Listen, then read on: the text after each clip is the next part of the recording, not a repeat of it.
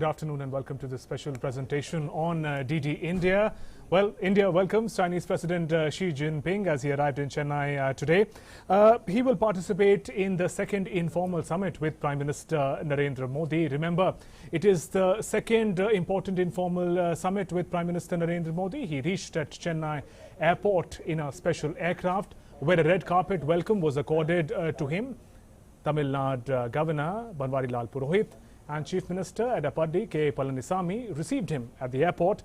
As a mark of welcome, cultural teams gave performances at the decked-up airport.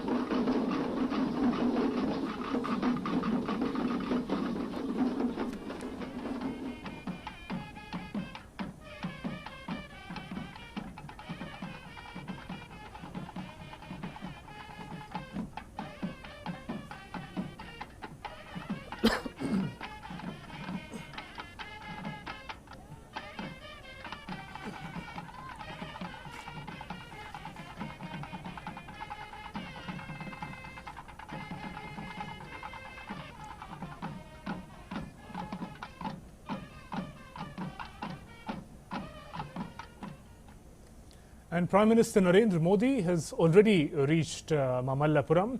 President Xi will be reaching Mamallapuram by road in a short while from now, where he will be received by Prime Minister Narendra Modi.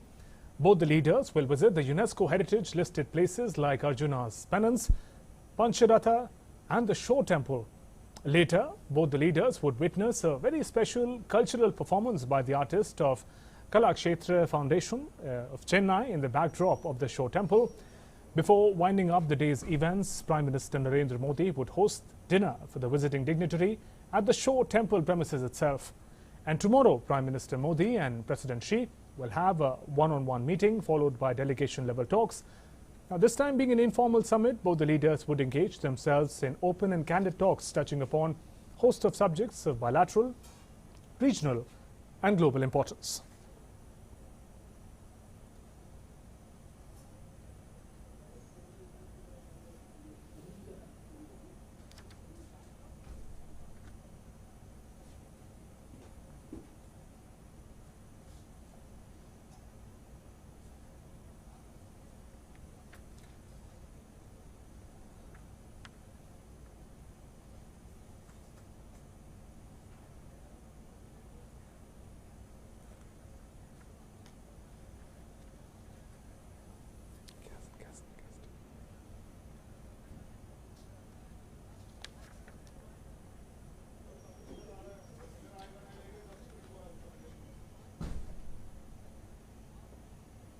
And these were shots of Prime Minister Narendra Modi having reached Mamallapuram earlier. And he will be hosting Chinese President Xi Jinping for the second informal summit. Remember, this is the second informal summit. The first one took place in Wuhan about a year and a half ago. It was an important summit, the Wuhan summit, in really resetting the ties between India and China, giving a new direction to the friendship between the two leaders. And now in the second informal summit in Mamallapuram, in the ancient town of Mamallapuram in Tamil Nadu, these ties are going to be taken forward. It's going to be a special visit by the Chinese President Xi Jinping. He's already arrived in Chennai. He's already arrived in India in a short while from now. In fact, he's reaching the historic ancient city of Mamallapuram, where the two leaders will host the informal talks between them. Meanwhile, special occasion also calls for a special dinner. At a special dinner hosted by Prime Minister Modi, from Chettinad to Karaikudi, all regional cuisines will be presented for the Chinese President in Mamallapuram this evening. Special focus on showcasing the diverse cuisine of South India. From Chettinad to Karaikudi, all regional cuisine of South India, all the delicacies will be present for the two leaders for the feast. And it's going to be a special welcome for the Chinese President Xi Jinping, who's already arrived in India. In a short while from now, he'll be reaching Mamallapuram.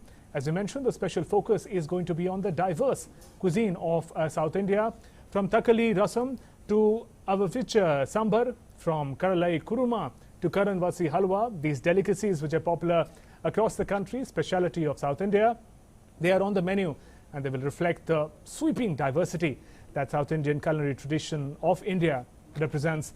And from Chettinad, Karaikudi, as we mentioned, all regional cuisines will be represented at the Chinese President's welcome. And we're telling you about all the cuisines that will form the special focus for the dinner between the two leaders.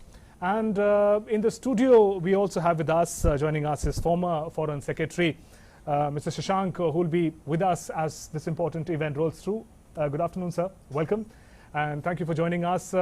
Sir, usually we talk about formal context for leaders, informal context for friends.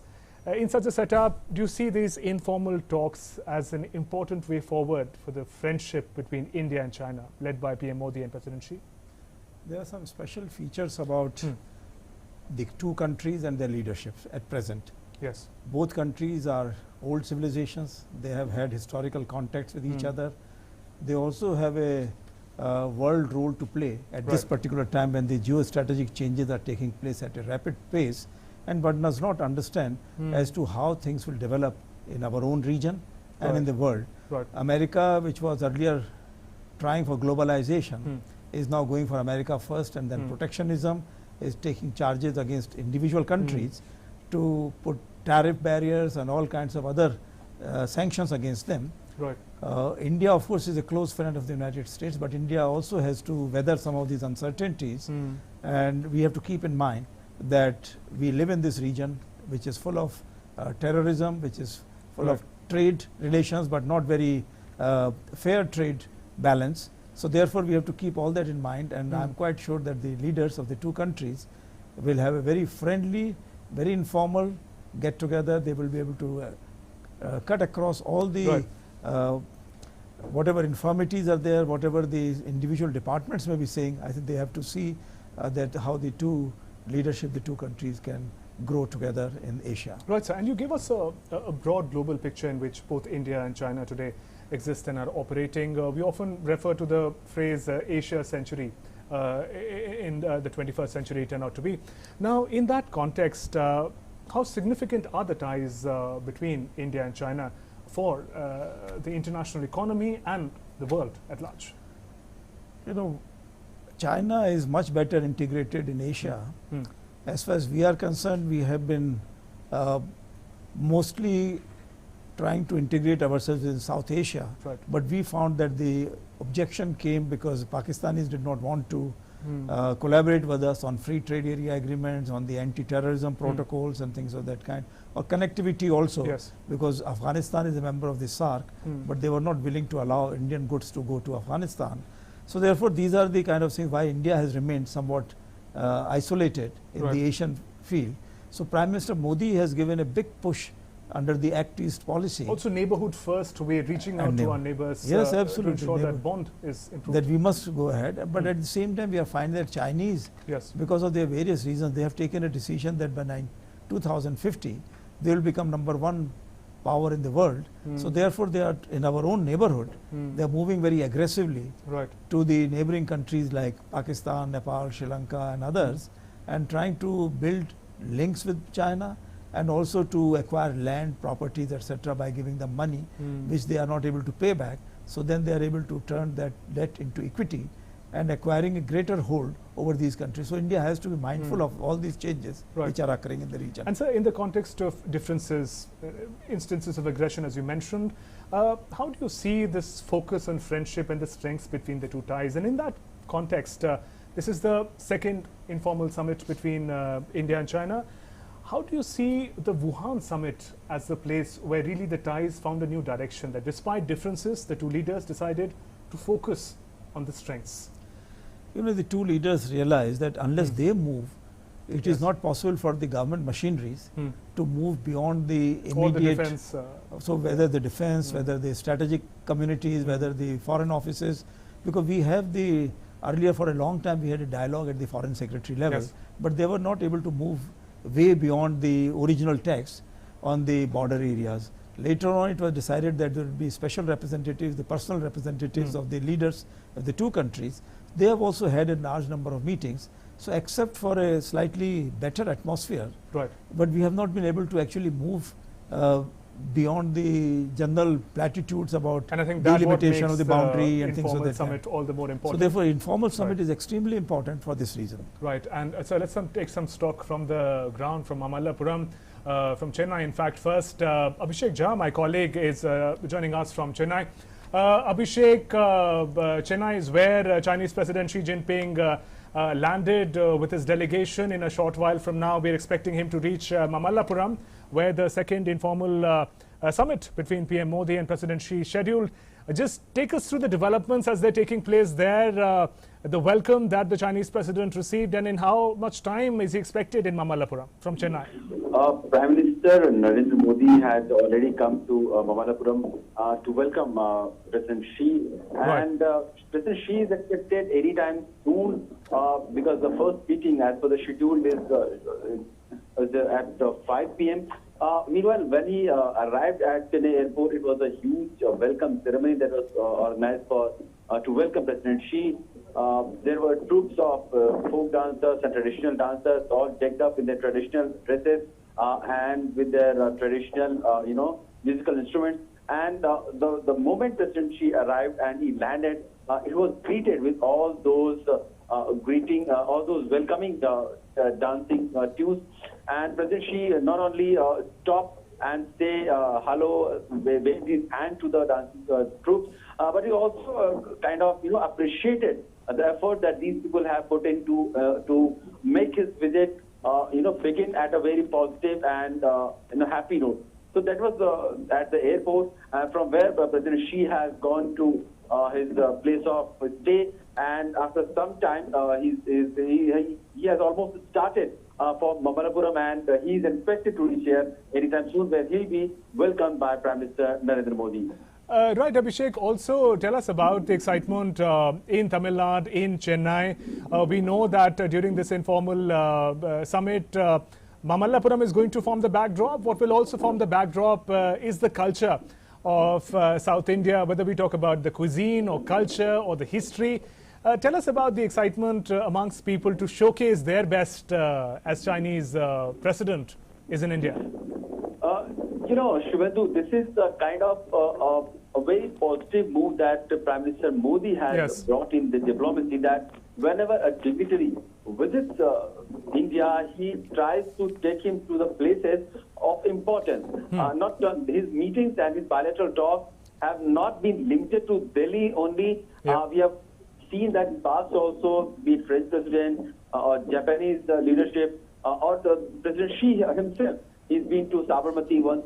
So every time Prime Minister tries to showcase the India around, once the world leader or such high level, summit level talks happens, the world looks at India, and during that course of dialogue or diplomatic talk, he in the hindsight also propagates soft power that India has, the delicate balance of huge and prosperous heritage that India has had, and all that India has not been able to showcase to the world at a strength that it should have been.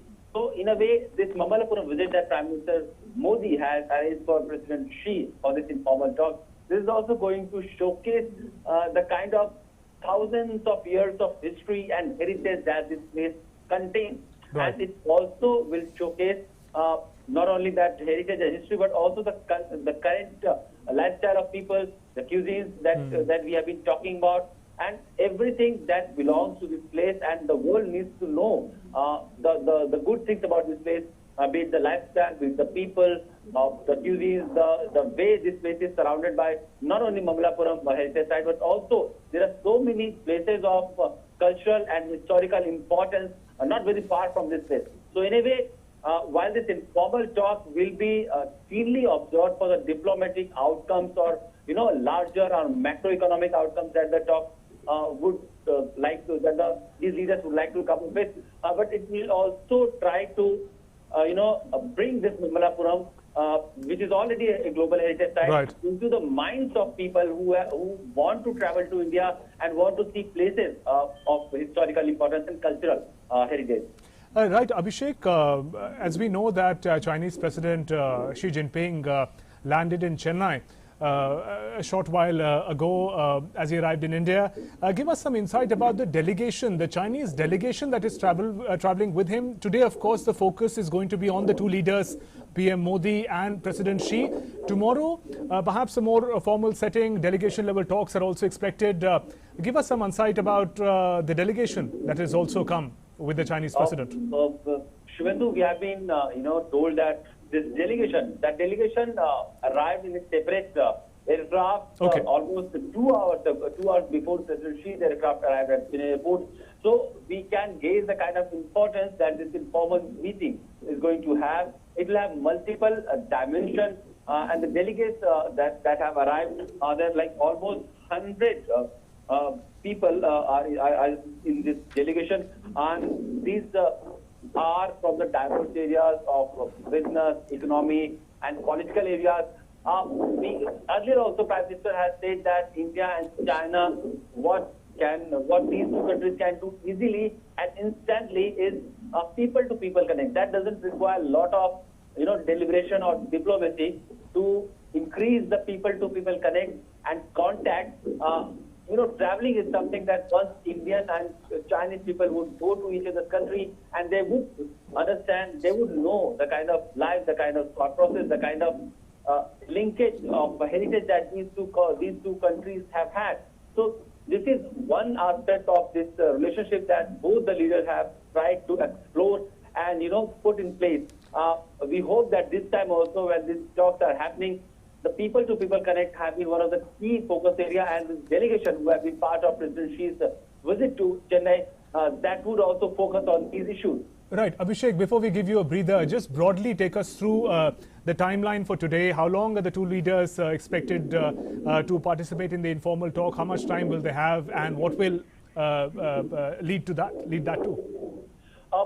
Shivendu, as of now, like today evening, it is mostly cultural shows and heritage site visits that President Xi is going to have with Prime Minister Modi. But one must never forget that when two world leaders walk around, with nobody around, and they are keeping that time very much private to themselves.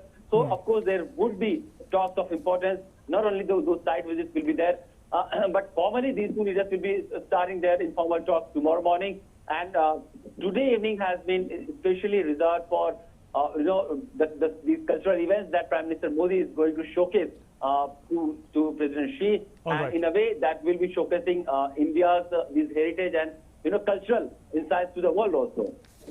Right. Abhishek, requests you to continue to stay with us while we turn to our special guest in the studio, former Foreign Secretary. The person you are speaking with Shashank, has put your call on hold. Shashank, Please stay on the line. Talk about the particular aspect that Abhishek, my colleague, mentioned, that no longer are foreign dignitaries only aware of Delhi as the venue to visit. Diplomacy really has taken it away from Delhi to the different locales of India, showcasing the diversity of India. In that respect, earlier Gujarat, we saw when President Xi was taken there, and now Mamallapuram down south. How do you see that aspect of diplomacy? I would say that shows maturity of the country's emergence as a democratic country, as a federal country with a lot of different varieties of culture, cuisine, languages, and interests. What had been happening that in the original, when we became independent, at that time we were more interested in somehow keeping the country together, and then there were demands for having new states, and then Pakistan was continuously breathing on our side, saying that all right, please give us this part, that part, on Hyderabad, on Junagadh, on all kinds of other places. So this emergence of the idea of New India so also at that time we were trying to take position only from the central point of view and saying that okay, international relations are the preview of this one. Now gradually we have found that it is not just the question of Delhi being the center of all government activity and diplomacy, etc.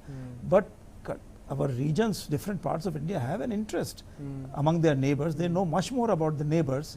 and they have a historical perspective about these relationships. So we have seen that sometimes because we wanted to befriend our neighbors, we have given away our interests to them in the past, and that has created problems within the country. How do you think it unfolds also at the level of people-to-people connect? When people of China, who must be closely watching their president's visit to India, discover this new place in India that perhaps they can visit Mamallapuram, an ancient town that in fact also talks about the linkages that the two civilizations had, I mean, hundreds of years ago. So how does it unfold? I must congratulate the Chinese Vice Foreign Minister, who was earlier ambassador in Delhi, that he persisted that we must have this visit in Tamil Nadu, because there are very old links between India and China. Between India and China, especially Mahabalipuram. So therefore, we are seeing a completely new perspective.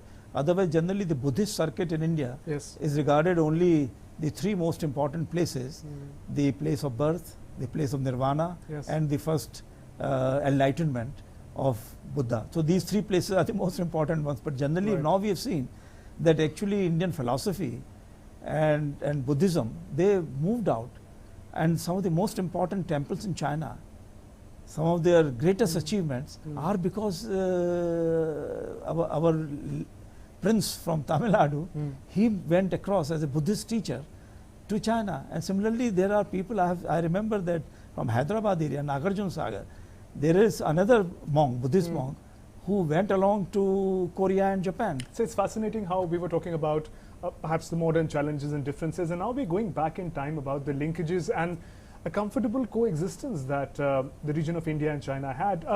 And this is also seemed to be the focus of the two leaders while they decide to meet here. Absolutely. How does that have an impact when you go back and discover your roots and your linkages all over again? I mean, no, if you remember that when Prime Minister Modi spoke at the UN General Assembly session, he talked about Swami Vivekananda's speech, he talked about Buddha, message of Buddha, and that Gandhi, is not just the Gandhi.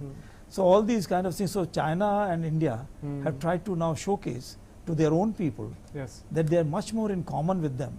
And so if we look after each other's interests, not really hurt those interests, it can be a win-win situation for Asia, and especially for China and India, because from in the last few decades also we have been talking about enough scope for both India and China to grow together, for this to become the Asian century, having both India and China as growth engines for the world.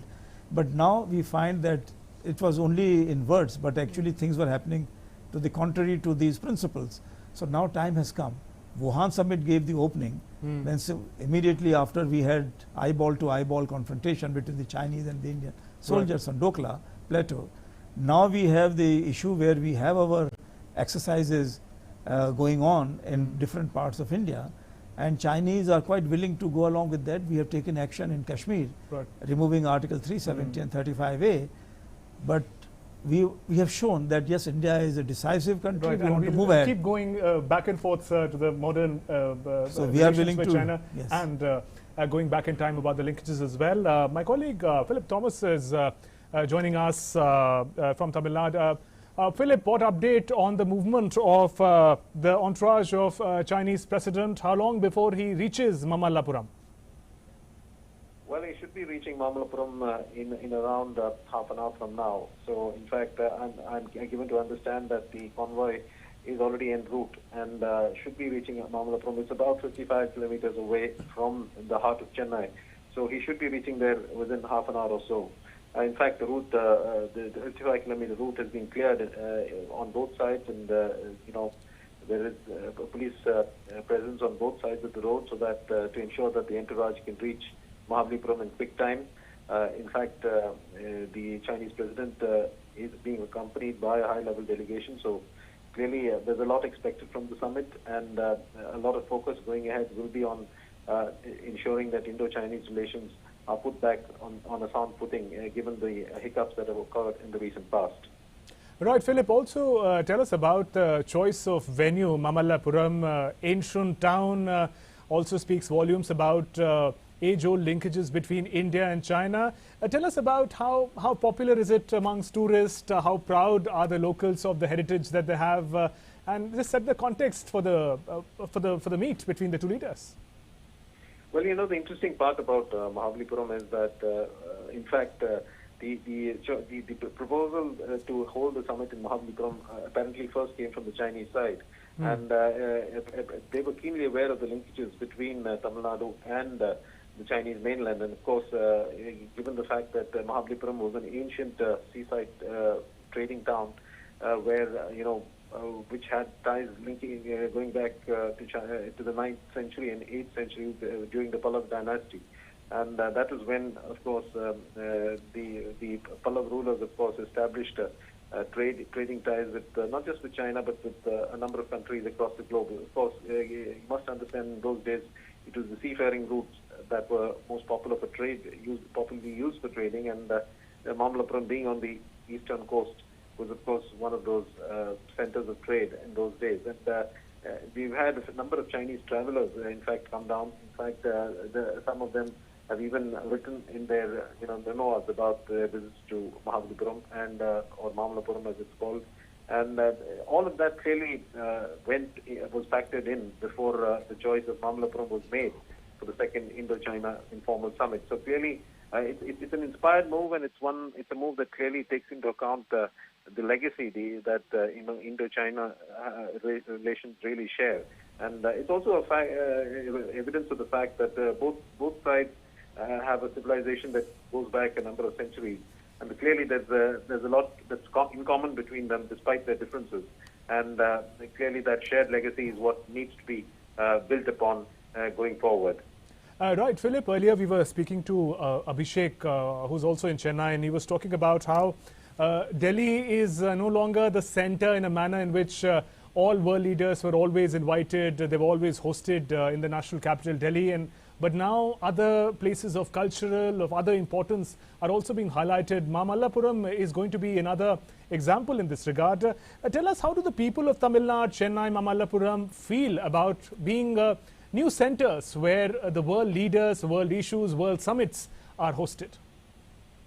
Well, as I was saying, the choice of Mamallapuram was clearly an inspired one, because don't forget, this Mamallapuram is also a UNESCO World Heritage Site. Yes. So that clearly was another reason for it being chosen. And as I said earlier, the linkages between Mamallapuram and China go back a long way, and that was clearly factored in when the choice of this particular town was made for the second informal summit. And the people of the town, of course, many of them are extremely thrilled that the town, a sleepy town like Mamallapuram, which is basically on the tourist circuit but doesn't have much else to offer otherwise.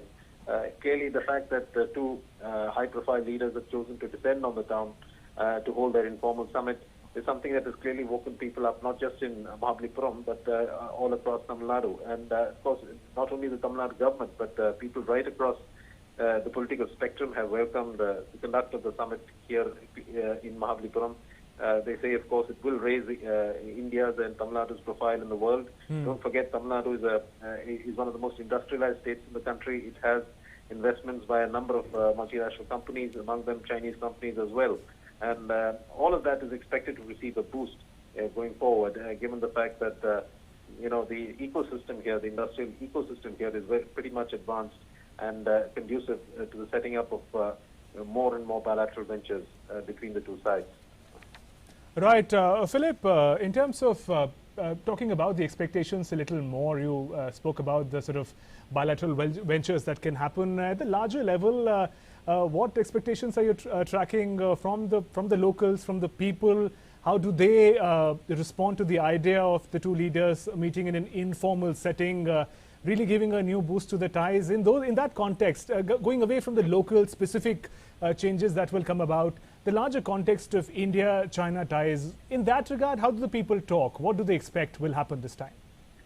Well, just to put things in perspective, the last time an important Chinese leader came down to Chennai was way back in 1956, when the then Premier Zhou Enlai made a famous visit to Chennai. He, of course, interestingly, he also visited the Shore Temple in Mahabalipuram on that occasion, apart from visiting the integral coach factory in Chennai. So after that, it's been a long time, and so for a Chinese leader to step foot in Chennai now that to a high-profile leader like the Chinese president is clearly something that the people of Chennai have welcomed. Of course, on the practical side, it has also meant that a number of infrastructural facilities in the city have been spruced up to welcome the president, and that is something, of course, the citizens of the city have welcomed, because it clearly means that their daily commute and their daily life will get a little easier thanks to this new facilities and the refurbished arrangements that have been made for the two dignitaries. So clearly, it has led to a great deal of excitement. As you rightly mentioned, for the Modi government is of course focused on taking most of its engagements, international engagements and otherwise, outside New Delhi. And that is part of a very deliberate, considered policy to ensure that the other parts of India also get proper international exposure, and that India's diversity of culture as well as of other traditions are given proper exposure to the outside world. And so that clearly is a welcome tradition, and that is something that the people of the state of Tamil Nadu as well as Chennai have clearly welcomed. It will also put Chennai and Mahabalipuram on the global map. Not that Mahabalipuram needs to be put there; it is part of the global tourism circuit. Right. But this will clearly give it an extra boost, and I wouldn't be surprised if we get to see more and more Chinese tourists visiting Mahabalipuram in the years to come. Right, Philip.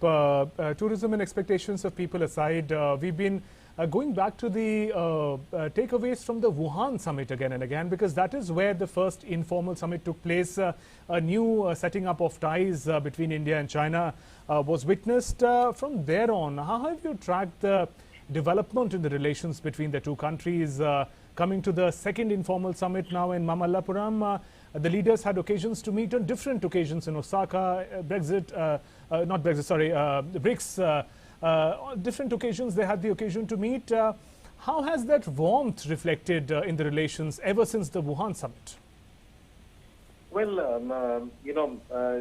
Prime Minister Modi has always emphasized on personal ties with world leaders, whether it's with President Trump or with the Chinese president as well. So it's clear that he's looking forward to building on those personal relationships to overcome any hiccups in Indo-Chinese ties. Yes, there have been a few stumbling blocks of late, notably, of course, over the Kashmir issue and India's relations with Pakistan. But that, of course, is something that India will be seeking to leave behind, and Prime Minister Modi will be seeking to build on those ties, because as you rightly mentioned, Wuhan was the in a sense, a precursor to that. The attempt is to look forward and to ensure that the Indo-Chinese relationship is widened beyond just, border issues or trade, and it becomes more of a part of a more larger multilateral relationship that could benefit not just these two countries, but also the region as a whole. And clearly, cooperation on issues like terrorism or, or for instance, on matters that concern both countries in international fora. These are issues that will concern both sides. Of course, there's the border issues which need to be settled. But the attempt will clearly be to set the pace and to set a kind of roadmap ahead, so that even if there are no actual formal agreements or MOUs that are signed during this meet, there will be some smoothing of ties, so that some sort of timeline can be set in the future, so that Indo-Chinese ties can clearly be calibrated to improve in the coming years. All right, Philip, thanks very much for getting us those updates. We'll keep connecting with you to get more updates, as in a short while from now, Chinese President Xi Jinping is expected in Mamallapuram, the ancient town that celebrates the common heritage between India and China. In the studio with us, Mr. Shashank, former Foreign Secretary, continues to be with us. Sir, when we talk about ties between the two countries, one of the aspects that comes out is the strong leadership that both the countries have, and a characteristic of Prime Minister Narendra Modi's diplomacy of striking a personal rapport with leadership. How do we see that going to be the focus this time when both the leaders walk together in the informal summit? No, absolutely, because they are decisive leaders, they are leaders of masses and leaders of their governments. So therefore, they not only take the decision which are in the interest of the two countries and the two peoples, but they are able to develop a very good rapport among themselves, and then they are able to implement what they discuss among themselves. So there is a great amount of mutual trust and confidence. So you can see that wherever they meet, there is a Johannesburg, Bishkek or Qingdao, wherever they meet. So there is always a body language you can see that they are very friendly to each other. They know that they can overcome any kind of obstacles which may be there, and that is the essential part for any leader for large countries like India and China, because there are so many facets of any issue which they have to keep in mind, and I am quite sure that we are lucky that these two leaders are able to do that. There are difficulties, there are issues on which we have lack of trust with each other, but I am quite sure that they would be able to talk to each other and see what is achievable so that we are able to move ahead. For example, on the trade matters, we have been seeing that at present the adverse trade balance against India is about $58 billion, which is about the size of the Indian defense budget. So, which means that there are many strategic experts who feel that, look, why are we giving this advantage to China? On the other hand, we can use this as an opportunity to discuss with China how Chinese investments can come into India and how the Chinese markets can be opened to Indian products, especially on the agricultural side and pharmaceutical side, where we have an advantage. A strength that exists. And also talking about leadership and talking specifically about India, sir, what kind of a confidence also does it give to the leader after having won a decisive mandate in elections? You know, one is strong leadership, another is to have the confidence of the country in taking it forward. So that edge, that confidence would also be with Prime Minister Modi as he takes up issues of common interest. Yeah, absolutely. I mean, during the election campaign in India, there were all kinds of issues were being raised, and it was felt that the demonetization, the GST introduction, etc., which did cause some temporary setbacks to the government's program for economic development in the country, that they might come in the way of a very massive mandate which Prime Minister Modi wanted. But what happened, actually, the people of India voted strongly in favor of Prime Minister Modi because they wanted a strong, decisive leader, and they were quite happy that the structural changes which others had been talking about, thinking about for a very long time, for several decades, were finally implemented. So they were willing to undertake those hardships in the interest of the country. And then Prime Minister Modi had given some very basic ideas, drawing upon Mahatma Gandhi, cleanliness, Swachhata drive. Then he wanted to give housing for all, and that was Sabka Saath, Sabka Vikas. So there was no particular community which was being identified to be given all the benefits, but that was going across the board. So therefore people realized. So the confidence that emanates from there. So this is mutual confidence. So the people had confidence in him. That gives greater confidence to the leadership to take more decisive action. And so we saw that in the first 70 days after elections, Prime Minister Modi was able to take very, very important steps, and that was recognized by the world community. So I have no doubt at all that even President Xi has that in mind, that here they are going to deal with a democratic country's leader who has come back with a massive mandate and who is recognized as a important world leader, giving new ideas to the world community, coming up with the whatever decisions have been made in the past by the international conferences. He wants to implement all of them, and he wants to take a leadership role. So China would like to be part of that leadership. And talking about the new tenure of Prime Minister Narendra Modi, sir, we'll be in a bit talking about also the focus on neighborhood first. In fact, I'll request my panel to once again, if you can reach our correspondents, Philip Matthews, Abhishek, my colleague Amrit Pal is Mamallapuram. I'll request them to line up our colleagues so that we can get more insights from the ground as well. Sir, talking about neighborhood first, the focus, Prime Minister's first visits were also to the immediate neighborhood, Maldives, Sri Lanka, and now the Chinese president is here. In a rapidly changing world where there is a protectionism versus multilateralism, that we're seeing, how significant is it for India to strengthen its immediate neighborhood, the ties with the immediate neighborhood, before it, I mean, it is already confirming its presence as an economic powerhouse, but as it does that, how significant is it for India to have a stable and a prosperous neighborhood, not just for itself, but for others?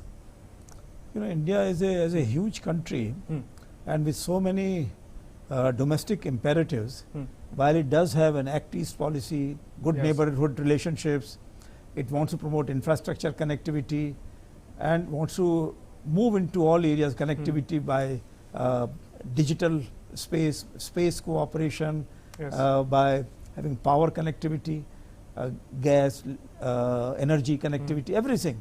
But what happens is that sometimes the domestic concerns somehow stop immediate steps in the other side. Whereas in the case of China, we have found that they move very decisively, very quickly.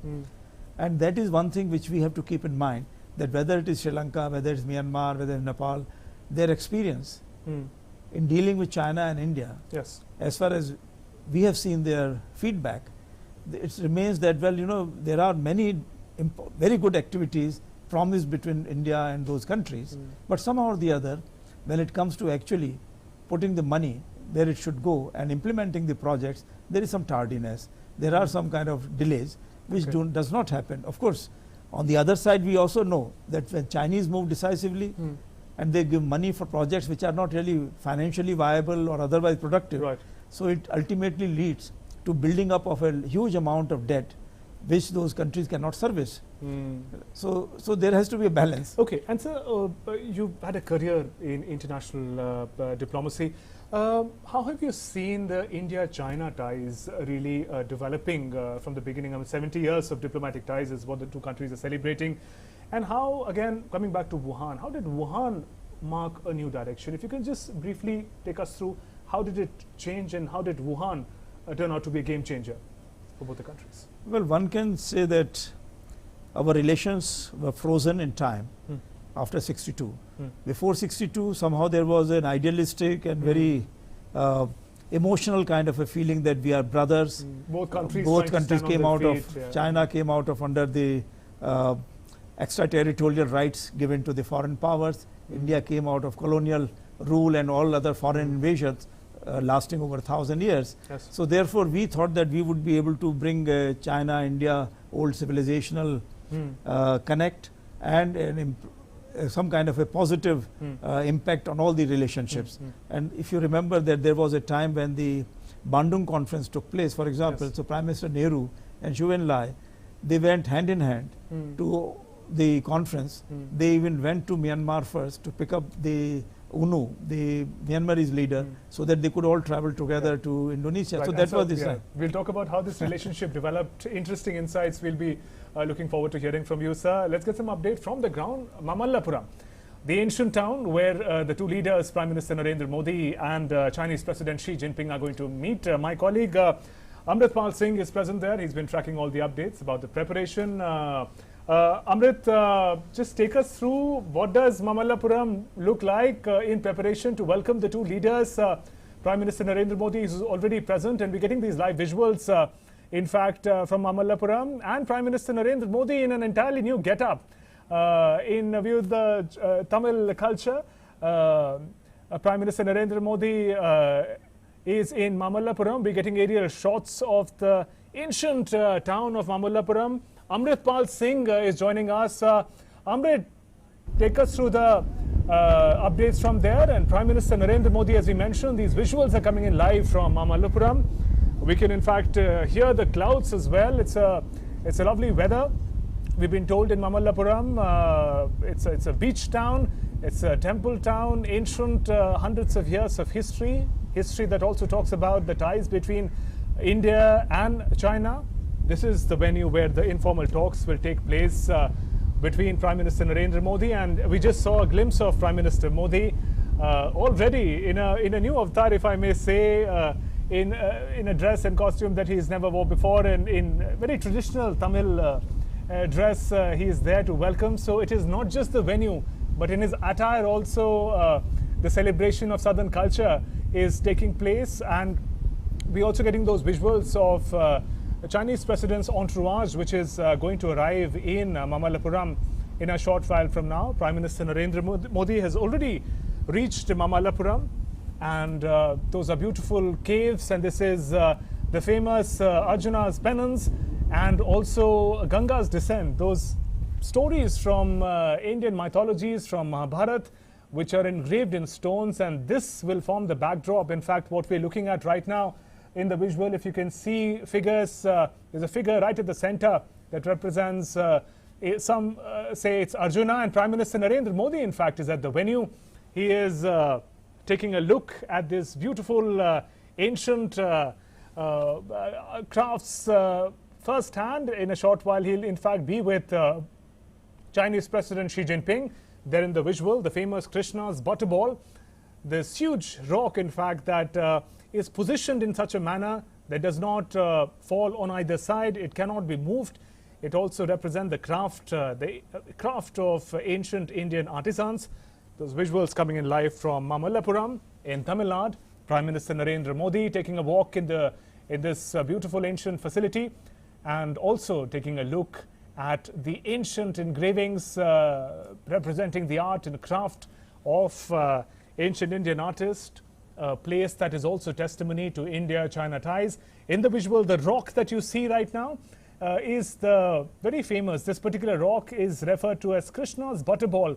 You see, it's on an inclination, but this rock, for hundreds of years after having placed by the artisans in an artistic perfection, hasn't moved from there at all for these hundreds of years. And we're also looking at the ancient caves. These are rock cut caves. These haven't been put together. These have been engraved by the artist. In the visual, we can see the caves and also the Panch Rath, which represent the 5 Pandavas from Mahabharata. So Mahabharata, the epic, the Indian epic, forms an important backdrop in the way in which the artists have worked in Mamallapuram hundreds of years ago. 6th, 7th, 9th century were the period, in fact, when these engravings, these artistic works took place. Lush green setting, really beautiful setting, an ancient setting for the informal talks to take place between Prime Minister Narendra Modi and Chinese President Xi Jinping. This will be the setting where in a short while from now, in fact, these are live visuals, as the sun is going to set in a short while from now. It's going to be 5 p.m. Prime Minister Narendra Modi already at the venue. We're also getting you some shots of the movement of the Chinese entourage. Chinese President Xi Jinping on his way from Chennai to Mamallapuram. In a short while from now, the two leaders are going to meet in the ancient town of Mamallapuram. Prime Minister Narendra Modi is already present there, ready to welcome his friend and President of China, Xi Jinping, who arrived earlier today in Chennai. The visuals coming in live, the movement of the entourage from Chennai to Mamallapuram. And in a short while from now, the Chinese President will be reaching Mamallapuram. And my colleague Amritpal Singh is joining us on a phone line. Amrit, we are looking at visuals of both Mamallapuram and the movement of the Chinese entourage. And we got a glimpse of Prime Minister Narendra Modi in a completely new avatar. Tell us more about that. The Prime Minister is wearing the Tamil dress, a shirt with a dhoti. Yes. The Prime Minister, it is symbolism at its best display. The Prime Minister, Modi, will be putting forward in a way he's, going to present the diversity, the rich cultural diversity of India. Where President Xi would have never seen him in this avatar. He's met President Xi many a time since he became Prime Minister, first in 2014, and after that they've had various meetings and at various fora, bilateral meetings and also at multilateral fora. So he would have never seen the Prime Minister in this. At most, he would have seen the Prime Minister in a kurta pajama that he wears, and or the formal bandgala that he wears to formal functions when he goes abroad, like multilateral fora like G20 or BRICS or the SCO, or even the UNGA. But this is for the first time he'll be seeing the Prime Minister in a dhoti, clad in a dhoti and a Tamil shirt. Which is the local dress of it. So today it is really putting forward the cultural diversity of India, the rich traditions of various parts of India when President Xi arrives here in a little while in Mamallapuram. So it will be a complete cultural feast for him, right from the Prime Minister receiving him, and then the ancient heritage town of the ancient temple town and coastal town of Mamallapuram or Mahabalipuram with its beautiful temples and UNESCO World Heritage Sites, some of which the Prime Minister will take President Xi through, starting with the Krishna's butterball, then taking a walk to Arjuna's penance of the Ganga's descent, and then driving down to a place called Panch Raths or 5 chariots, and then to the Shore Temple with the beautiful Bay of Bengal in its backdrop. That's where he will watch the cultural performance, a cultural show there, and then the Prime Minister will be hosting a dinner for the Chinese President and some people from his entourage. I'm told it could be 16 people, 8 from the Indian side, 8 from the Chinese side.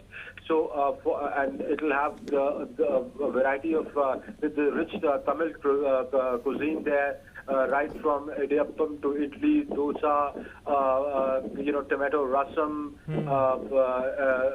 chettinad chicken. So the cuisine, the rich cuisine of Tamil Nadu would be there at dinner. So it will be, really cultural diplomacy, dinner diplomacy, and culture in its full form. The culture of Tamil Nadu with President Xi would be experiencing firsthand, both in terms of the performances, temples, the Prime Minister's dress itself, and then, of course, ending it up with dinner.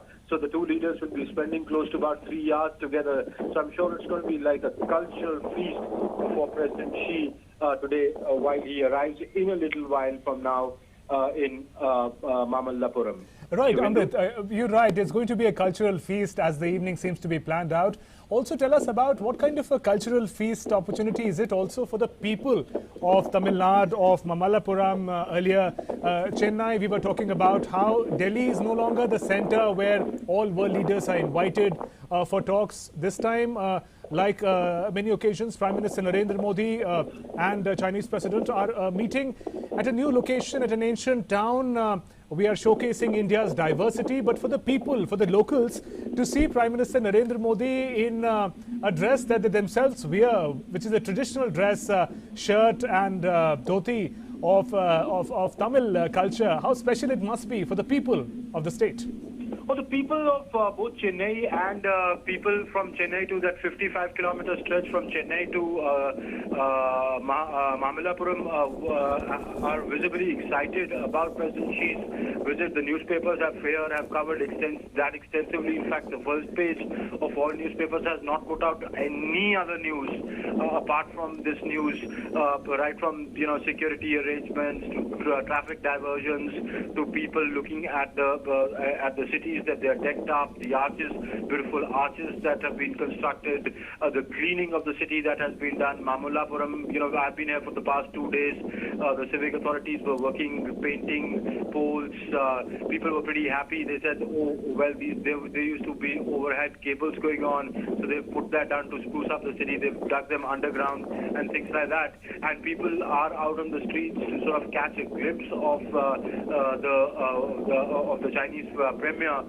For Mahabalipuram, though, is a tourist town, and a lot of foreigners come here. But also, and Amrit, I'll stop you for a moment. The moment is here. Chinese President Xi Jinping is here, and Prime Minister Narendra Modi welcoming Chinese President Xi Jinping in Mamallapuram. The moment that we've been waiting for is here. The Chinese President Xi Jinping has reached Mamallapuram. Prime Minister Narendra Modi, Chinese President Xi Jinping, and that handshake that will go down in history is an important one.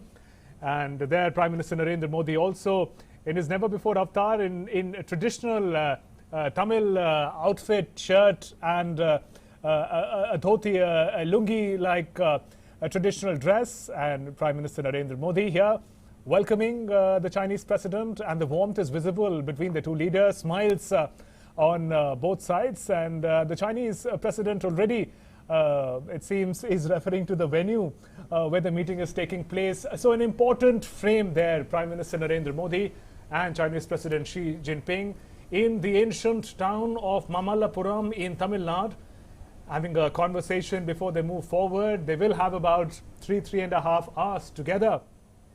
And Prime Minister Narendra Modi in a get-up that has not been seen before, in representing the Tamil culture. Mamallapuram also celebrates in that manner the craft, the art and the culture of southern India, and Prime Minister Narendra Modi taking it forward. They're right in fact in front of the rock-cut caves and also the historic rock-cut structure of Arjuna's penance and Ganga's descent, and Prime Minister Narendra Modi and Chinese President Xi Jinping having a conversation at a point. Prime Minister Narendra Modi, after having welcomed Chinese President Xi Jinping. Shashankji, important visual that we're witnessing right now? Yeah, the historical pictures, because if the two leaders succeed, I'm quite sure that they will be able to carry forward the relationship in the two countries on a realistic basis. So not ultra-realism, realistic and idealistic both. So I think that's the need of the hour, and both leaders seem to be aware of it. How do you see the body language between the two leaders? They seem relaxed and looking forward to the feast in the evening. It They are seems. meeting like old friends, and so they are carrying on from wherever they might have last left their discussions. And they are also discussing the surrounding areas and the historical perspective which is there. Right, and those visuals coming in live from Mamallapuram, Prime Minister Narendra Modi and Chinese President Xi Jinping. In the same frame, Prime Minister welcomed the Chinese President just a moments ago. He arrived, his car is still there, in fact, and Prime Minister Narendra Modi inviting now Chinese President Xi Jinping to go further and come further, and the walk will begin now. About 3 hours the two leaders are going to spend, we are told, at this location. But importantly, the smiles that dominate the meeting and the comfort that the leaders seem to express for themselves, that speaks volumes, sir. No, and both of them seem to be comfortable in these dresses which they are wearing. So they know that the temperature in Mamallapuram requires them to be comfortably dressed, which they are.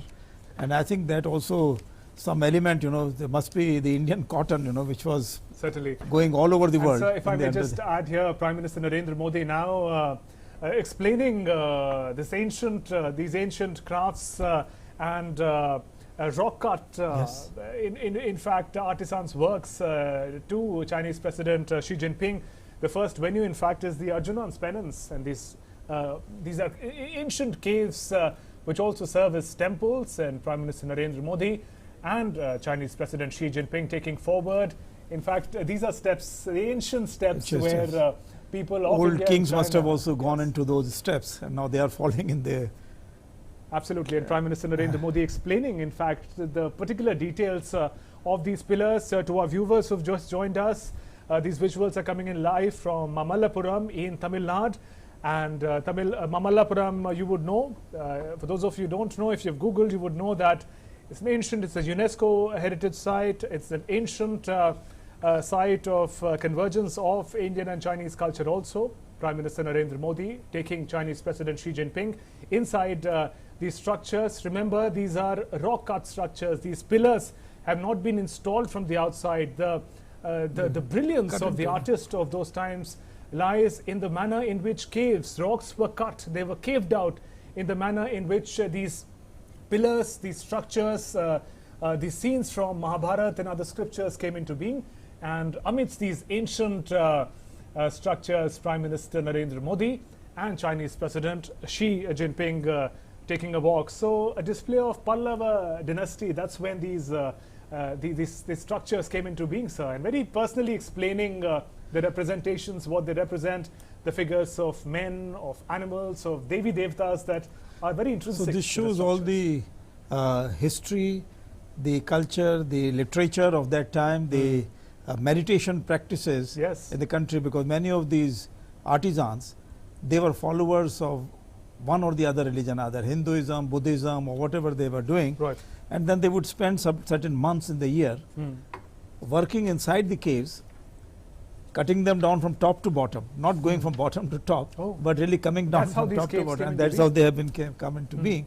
And this is pure meditation, pure joy for these people, that they are achieving something to be one with their destiny, to be one with their God. So therefore they have achieved the maximum which anyone can do. So there's something remarkable. We're getting a glimpse of, from a distance, Prime Minister Narendra Modi and Chinese President Xi Jinping having seen the cave temples, the rock-cut caves made by the artisans of the Pallava kingdom. Prime Minister Narendra Modi and the Chinese President discussing also, as you mentioned, that it's a common Buddhist legacy that also is represented. Because many of the Buddhist monks who came from China to India, they learnt here, they carried huge tomes of books. And many of them not only Buddhist literature but also Hindu literature and other literature which was available. Because for them it was the same literature. And this is the famous structure. Again, these are all carved out of caves for the viewers who have just joined us. The finesse, the greatness of the artist of Pallava dynasty, 6th, 7th, 8th century lies in how all these beautiful engravings are cut out of rocks. These haven't been. These are called rock motifs. They're cut out of rocks, cut out of these hills. Once you make a mistake, it's a mistake. You can't do anything about it. You can't correct it. So it has to be perfect. And this is Arjuna's penance, this particular structure in front where Narendra Modi, Prime Minister, and Chinese President Xi Jinping are standing. The subject of this particular motif is Arjuna's penance. Ahead during the Mahabharata war, this picture depicts how Arjun meditated and he wanted the boon from Lord Shiva to give him the weapon, to give him the power so that the victory of good over evil could take place. And it is represented when Arjuna is meditating and Prime Minister Narendra Modi and Chinese President are looking at this particular motif right now. There is another version of what these motifs represent. This also is called Ganga's descent. Many say that the figure in the center, the meditating figure in the center, is in fact Rishi Bhagirath, who was responsible for bringing Ganga. So you see the depression that you see on the right hand side of the frame? Yes, absolutely. That is where a waterfall, water was made to fall, and it symbolized Ganga's descent. Rishi Bhagirath, who was responsible for meditating and bringing Ganga to the earth, is also representing. So very rich cultural, religious symbols at play.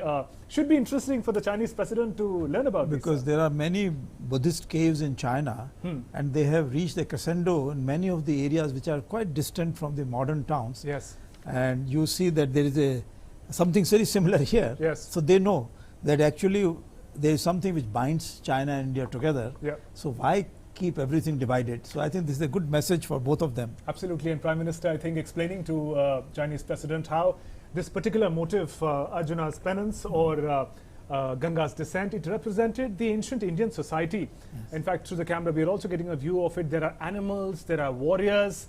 On the other side, in fact, there are elephants. At the center, there is Arjun or Rishi Bhagirath meditating for the intervention of the higher order. Prime Minister talking about the Ganga's descent also. Yes. Because Ganga, as we know, is central to the Indian way of life and mythology.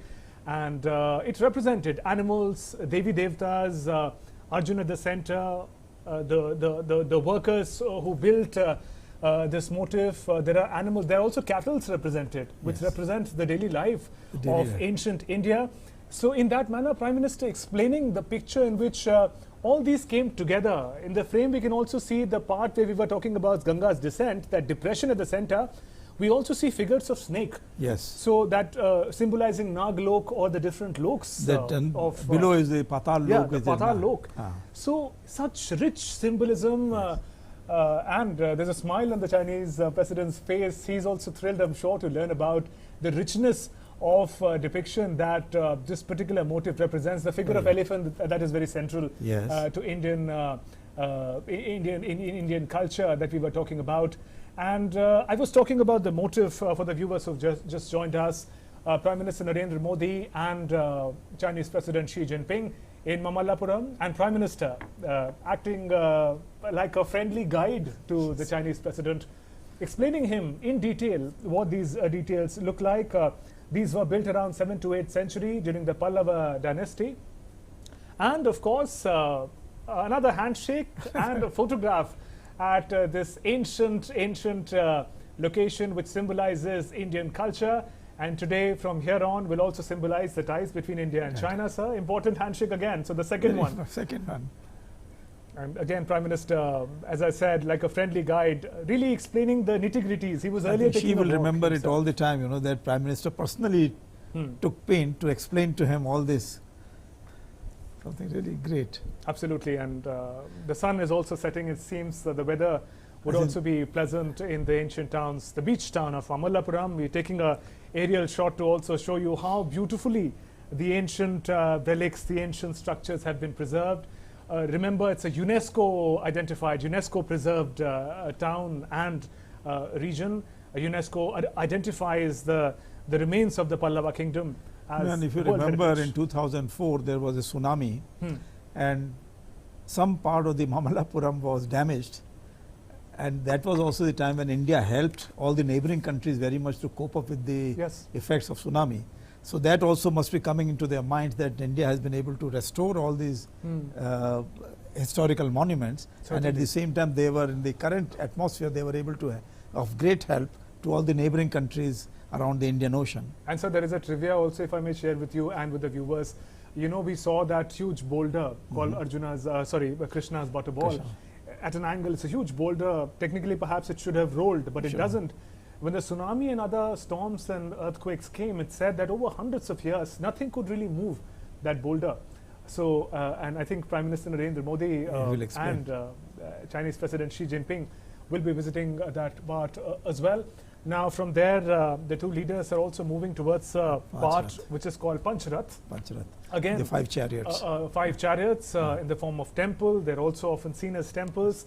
The 5 chariots representing, again, referring to Mahabharata, the 5 Pandav, Yudhishthir. And she would be noticing also that similar cultural heritage of India is seen all over Asia. So if he goes to Indonesia and Borobudur, he will find it. In Thailand, he would find it. Myanmar, he would find it. Cambodia. So everywhere. So therefore, what he's seeing that not only binds India and China together, binds all the Asian countries together. Absolutely. And it's interesting how Prime Minister Narendra Modi is in a lot of detail. He's explaining the figurines, done a lot of the study, structure, what went into it, what do these rock-cut raths or the temples represent. Prime Minister is also talking about how hundreds of years ago, when they were made, and we're again and again talking about the kind of art and finesse that the artists of the Pallava kingdom must have exhibited to be able to almost discover these monuments out of blocks of rocks. And I think that's that is what Prime Minister Narendra Modi must also be telling them and telling his very special guest. There's something very special about Prime Minister Modi in his youth. He had travelled around the whole of the country. He's been a traveller himself. And he has spent a lot of time in South India. Yes. And also, of course, he used to spend a lot of time in Kanyakumari in the rock memorial, but here also in Mamallapuram, etc. So he's fully aware of the historical perspective, historical importance of this area. Yeah. And so, you know, they're not just walking past the monuments. Prime Minister is stopping at different points of importance. He's explaining the particular craft that went into it. These are, as we mentioned earlier, these are rock engraved, rock cut. What does that mean? You see the Rath in front of you right now. This is one of the 5 chariots representing the 5 Pandavas. And the greatness of this particular architecture lies that these were cut out of rocks. Different parts were not assembled. They were not assembled. No. You know, in modern architecture it's done. And Prime Minister explaining how hundreds of years ago India had that technology, India had that technique, India had that talent of the artist. And it's interesting that the two leaders who are going to take the two countries ahead in the 21st century are today talking about how hundreds of years ago also the region had that kind of talent. Yes, so once we had contributed these things, so in future also they can contribute. Yes. And today they will lay the foundation of that kind of friendship, but in a realistic manner, knowing also that there are various issues which they need to take care.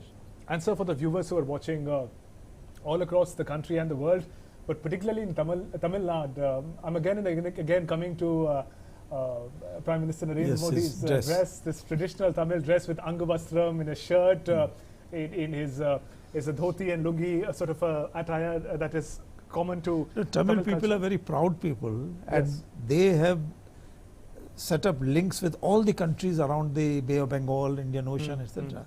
So therefore, for them, it must be really gladdening their heart that Chinese president is there. Right. And some of the oldest literature came from Tamil Nadu, the Sangam literature. So absolutely, and the visuals for the viewers who've just joined us, Prime Minister Narendra Modi and Chinese President in Mamallapuram. The particular spot where they are, it's called Pancharath. There are 5 chariots. In fact, this is one of them that represent the 5 Pandav. They've been also used as temples in some interpretations of it, and these represent the ancient glory of India, not just the craft of India, but also the ancient epics, the values that those epics represented, the battle of Mahabharata, the larger message of good, victory of good over evil, the message of dharma, and here Prime Minister Narendra Modi explaining the nitty-gritties. The leaders are really moving slowly, Prime Minister, at every step, in fact, sharing details about the place. And as our guest was telling us, Prime Minister himself has been an extensive traveller in the country and outside, and sharing now his knowledge of Mamallapuram, these beautiful ancient structures, with his friend, Chinese President Xi Jinping.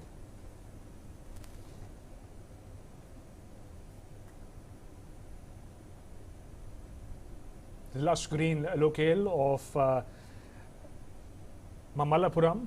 It's a UNESCO World Heritage Site. Hundreds of years ago, 6th, 7th, 8th century, Pallava dynasty, one of the most prosperous dynasties to have risen in southern India, thrived here.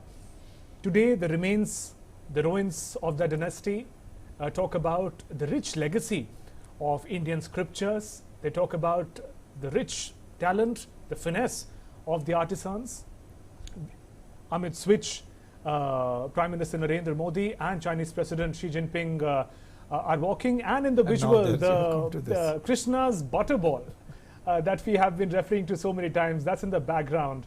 It's a huge boulder which from a distance seemed that it could in fact move anytime from its position, but for hundreds of years it hasn't moved. That's where the talent of the artist of Pallava dynasty lies. For hundreds of years it hasn't moved. It's a massive 20 feet, 5 meter wide rock boulder known as Krishna's butterball in Mamallapuram.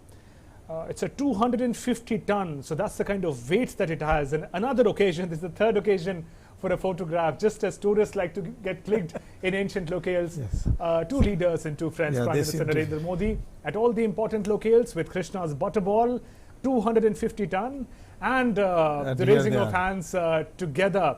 The joining of hands, important symbolism there. There's an important symbolism that if they raise hands together, then the two countries can also go up in the esteem of their own people. Absolutely, the warmth and the bonhomie, the body language that we've been talking about. It looks like two leaders, two friends, after finishing their day's work, in fact, have come for an evening stroll. Relaxed body language, smiles throughout. In fact, the interpreter, if you see, sir, have also been sharing the smiles because it talks about the conversation that they've been having right in front of Krishna's butterball, 250 ton rock cut structure. Again, it is not as if it was present here always. The artisans of the Pallava dynasty, they put this ball, elephants had to be called to put this ball here. This is about, if we count from here, about 12 to 1400 years ago. Okay, just imagine. And so they must have made a ramp, huge ramp, to carry this thing here. And another occasion for photographs, just as tourists like to get clicked in front of historical locations, Prime Minister Narendra Modi, Chinese President in front of Krishna's butterball. It's a slippery slope, but that huge 250 ton, 20 feet high. You know, a normal house is about 10 to 11 feet roof, you know, so that's almost like a double-story building in front of which Prime Minister Narendra Modi and Chinese President shaking hands and sharing the warmth. This huge boulder placed here by artisans of Pallava dynasty, and Chinese President also seems very curious about finding out how it has really continued to be in that position. For hundreds of years, this ball hasn't moved from here. There's been tsunamis and other storms, but it has stayed where it is and forms a perfect background. The stability of this Krishna's butterball forms a background, and also talks about the stability that perhaps people of India and China can look forward to as the leaders of the two nations take the ties to the next level, walking together amidst the ancient ruins of the Pallava dynasty, amidst the sculptures, the structures that represent the ancient Indian scriptures, beliefs and culture, and smiles dominate as the two leaders walk together. This is supposed to be an informal summit. This is the And I think those smiles really say volumes about the comfort that the two leaders have in each other's company. What do you say, sir? Yes, absolutely. I think they are talking not only about the cultural part, but they are also talking about the historical perspective of the relations of the two countries, of whatever these artists have done in India and in China. They have achieved so much in the past, and I am quite sure that they are thinking that now they would be moving towards the cultural program a little while later.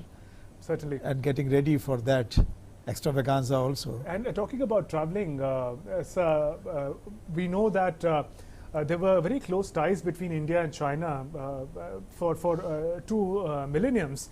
And as we know that Indian monks and priests in fact traveled, Buddhist monks traveled to China, spread the message of Buddhism.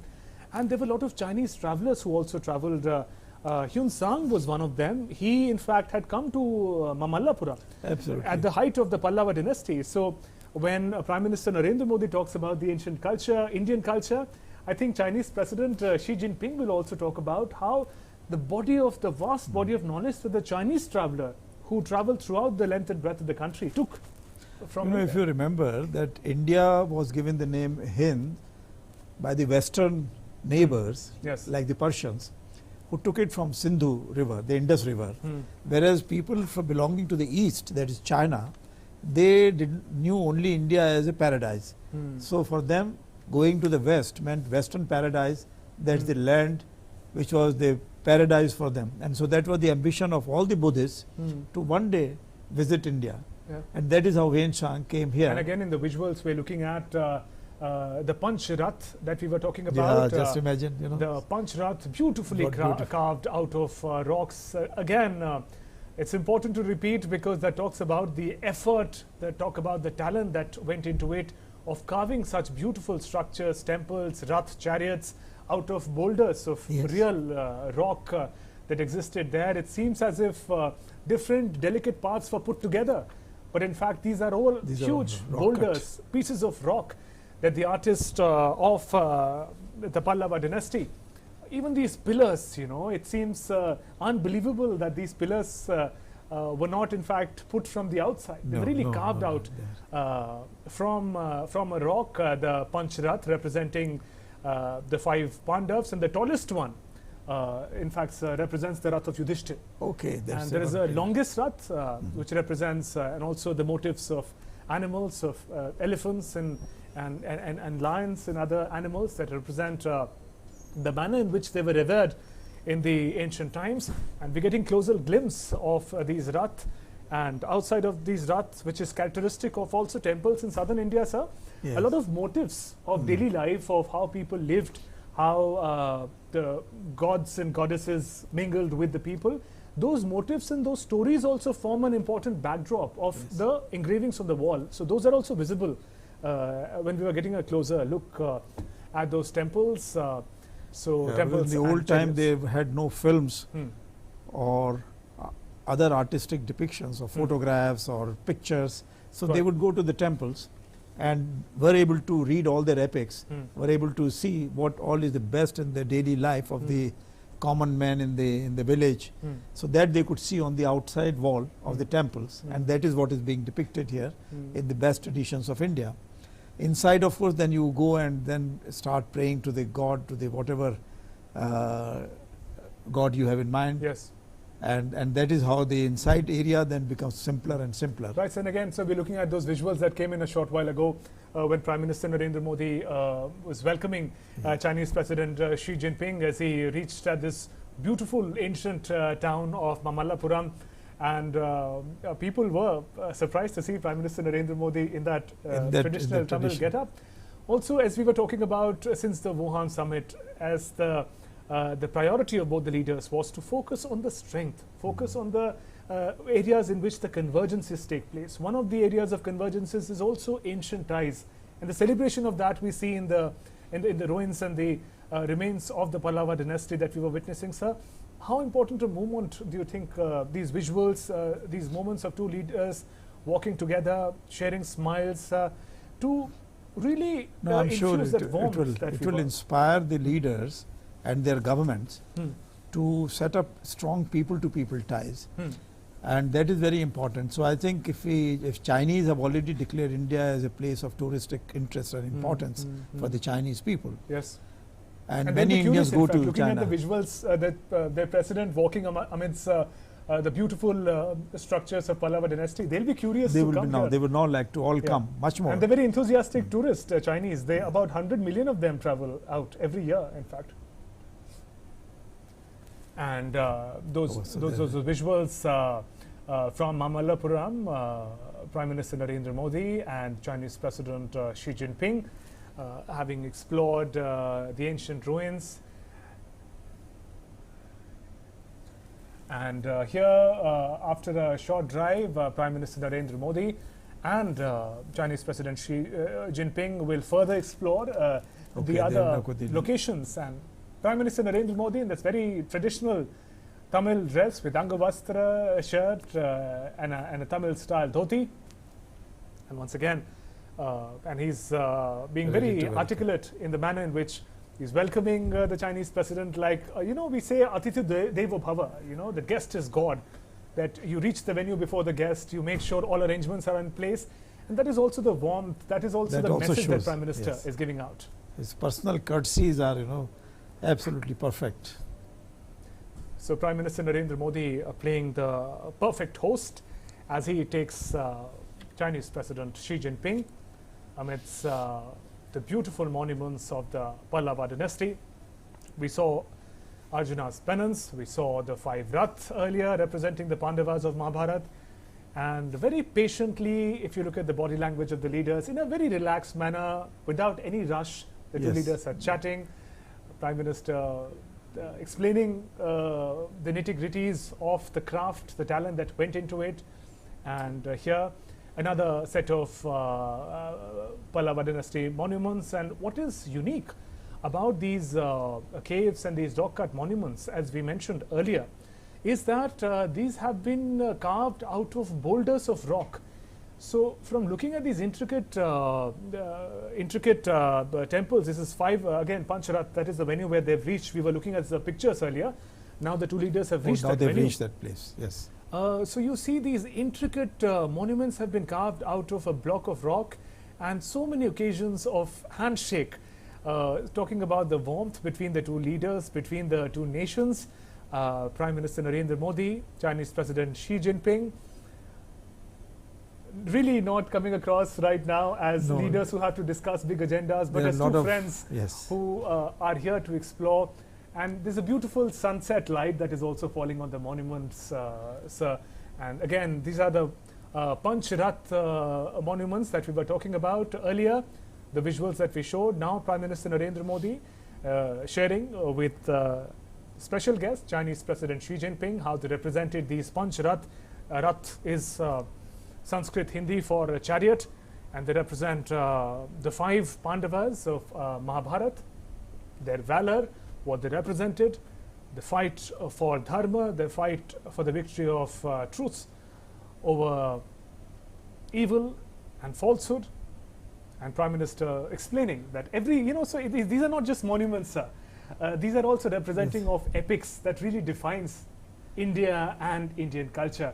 So it's an important insight also for Chinese President, who himself, of course, is very well read. Yes, but the first-hand really experience of what India represents. And again, another rock-cut cave. The depressions that you see in those caves, those are caves that have been designed by the Pallava dynasty artisans to look like beautiful chariots. In fact, the longest chariot is Bhim. The strongest of the Pandava. The longest chariot represents the Bhim's chariot, and the tallest one represents Yudhishthir's chariot. So, like friends, like tourists who explore beautiful historical locations, there have been so many occasions where Prime Minister Narendra Modi and Chinese President have got clicked. So I was saying, sir, important first-hand insight for the Chinese President, a glimpse of what Indian culture has been, is, and is represented through this architecture. No, I'm quite sure that Chinese President, having seen these monuments, would realize that there's something very solid, very deep-rooted cultural heritage of these people. So one has to respect that. It is not just that they have come up in the last 100 years, 200 years, something like this, and therefore the relationship which they build with India, I think, is going to be of long duration, which should be standing very good for both the countries, for both the peoples. So I think this really should show a greater respect among people of India and China for each other. Absolutely, and beautiful remains of the Pallava dynasty monuments, and we see 2 chairs have been laid out. So this is where the two leaders are going to be spending their evening. There couldn't have been a better setup while we talk about civilizational ties between India and China. 2 chairs for the leaders to sit. Okay. And this is also, sir, where we're expecting the talks will take place, and a lot of cultural programs have also been organized And after a walk through the monuments, you're getting these live visuals from Mamallapuram, Prime Minister Narendra Modi explaining to Chinese President Xi Jinping what it took for the artists and artisans of the Pallava dynasty to carve these beautiful structures out of solid blocks of rock. And I think that really sets them apart. One of the reasons why UNESCO, United Nations, identified these as heritage of not just India, but of the whole world. The structures made some 12 to 1400 years ago, where and Pallava dynasty was also when the influx of Chinese travelers, traders, and was also high, and that makes this venue, Mamallapuram, a significant one. It represents the civilizational, the ancient ties between India and China, an important backdrop as the two leaders, PM Modi and President Xi, take the relations to a new high, 21st century being called Asia's century. In that, sir, the partnership of India, China, the leadership of PM Modi and Chinese President Xi is going to be crucial. I think it will also lead to young people in both countries to go to each other's place, study more of the historical linkages between the two peoples. Because here I just can't believe, that they were all boulders. Yes. So like this Krishna's butterball, they must have been even much bigger rocks and all over the place. And so they start working from the top. So they have some idea as to what would ultimately come out. Pandava's Rath will come out, or some other temple will come out. So they do that right from top to bottom. So that's something really remarkable how they are able to carry it out. And I'm quite sure that this will be a good indicator. In fact, some of the historians who have studied the links between India and China. And coconut water, sir, which is very, again, traditional. If you're going down south, if you're going to the beaches of India, how can you not sip on coconut water? And Prime Minister playing a perfect host, giving the first had experience passing on tissue paper. These are visuals of warmth that we see between friends, between a host and a guest. Yeah. And Prime Minister really leaving no stone unturned to really express that individual effort to welcome President Xi. And in the backdrop are the beautiful rock-carved Panch Rath representing the Pandavas of Mahabharata. Remember, it's not a bilateral meet that we are witnessing, it's an informal meet. In world leaders meet, you often don't see nariyal pani being served, And here, the meeting, the informal meet between the two leaders, just as tourists would go around sipping coconut water, talking about the beauty of the place. And that is the setup in which the two leaders of the two economic giants, two globally rising nations, India and China, sit comfortably, the body language very visible, yes, smiles, sitting handshakes. below the trees and then in this ancient setting, and then sipping coconut water. There's something that's so remarkable. And sir, we were talking about people-to-people ties. With leaders of the two nations sitting so comfortably together like friends sipping nariyal pani, Yes.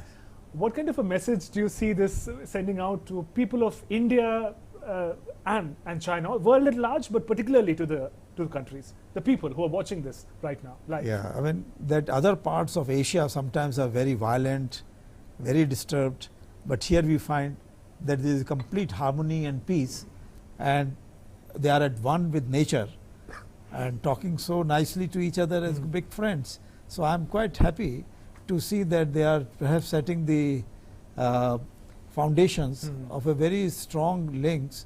I'm not very sure whether they will be able to resolve all the issues relating to trade matters, terrorism and all those kind of issues which bring us against each other, but I am quite sure that they will make their effort to see that they go by the wishes of the people of the two countries, that the two countries have to become good friends. And so talking about differences, I think the Wuhan spirit also characterized how that often differences exist, but the focus should be on strengths of the convergences of the common culture. Yes. And the manner in which the conversation is proceeding, it also seems that they are talking about, the common past that the two And if you remember that we started talking about the historical relationship in the context, that there was a frozen period after 62, and we lost a lot of time, and then we had to wait for Mao to smile at our ambassador Brajesh Mishra, who later on became the National Security Advisor.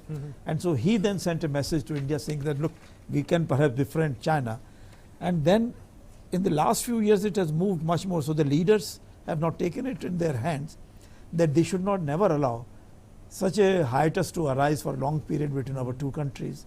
The world is moving rapidly. India and China have to move rapidly in that and to quickly acquire the leadership role, so that otherwise we'll be missing out on the opportunities, because the whole world is looking towards us. Asia is looking towards us.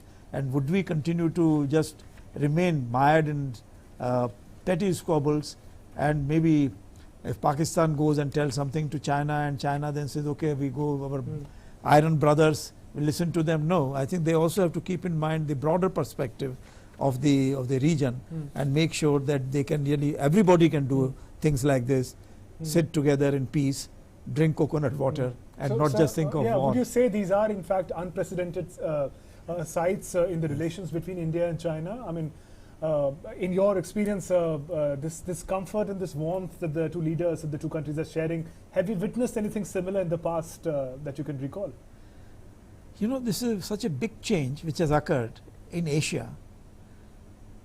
I remember that in the old days we would study small signals, you know, about the raising of the hands by the Chinese leadership and who is standing where, who is not standing. So there were small signs which outside world had to see to understand China.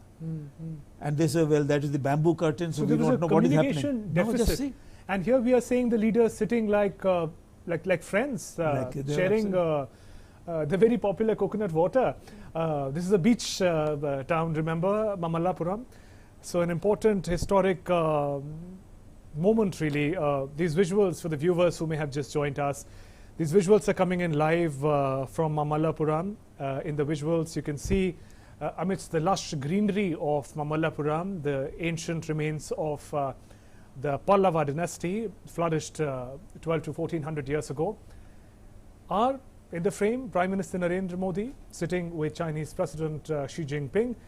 And Prime Minister, ever since Chinese President arrived, has been playing the perfect guest in line with India's ethos and belief of Atithi Devo Bhava, that the guest is God and therefore must be accorded the maximum respect, welcome and honor, and at every moment, not just like a leader of the nation, but also like a friend who would like to explain to the visiting friend nitty-gritties of the culture, the monuments, the structure, and the simple gestures like offering the first coconut water to the guest, passing on the tissue paper to him.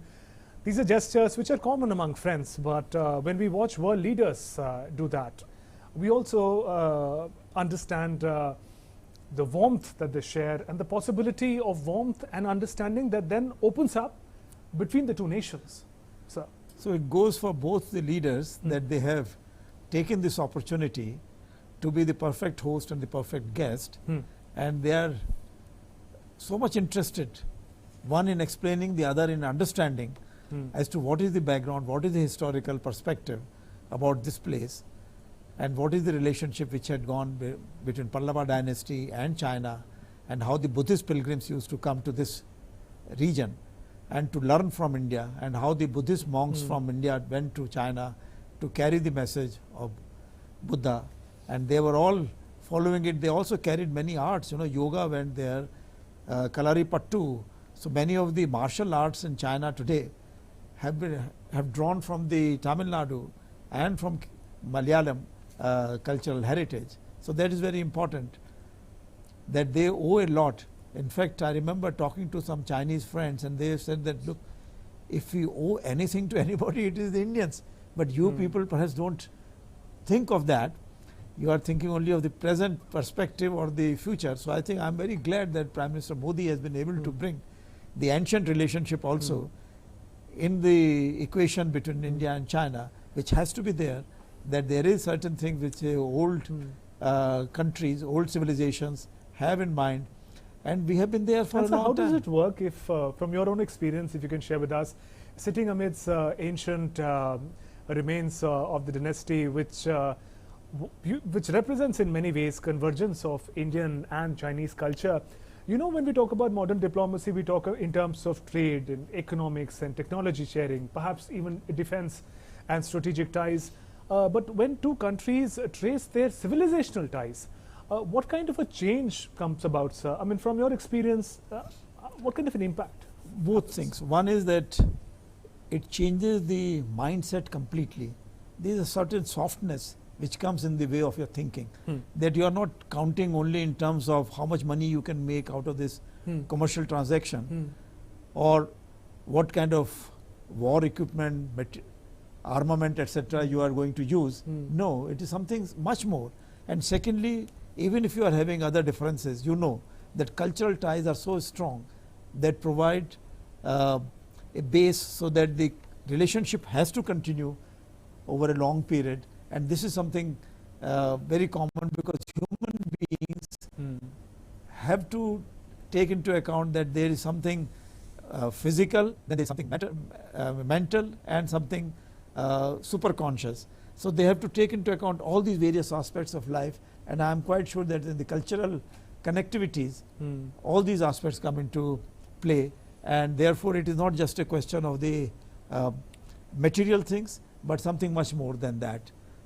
Certainly. So the potential and the world of possibilities opens up when we trace the engagements and the close association that India and China had.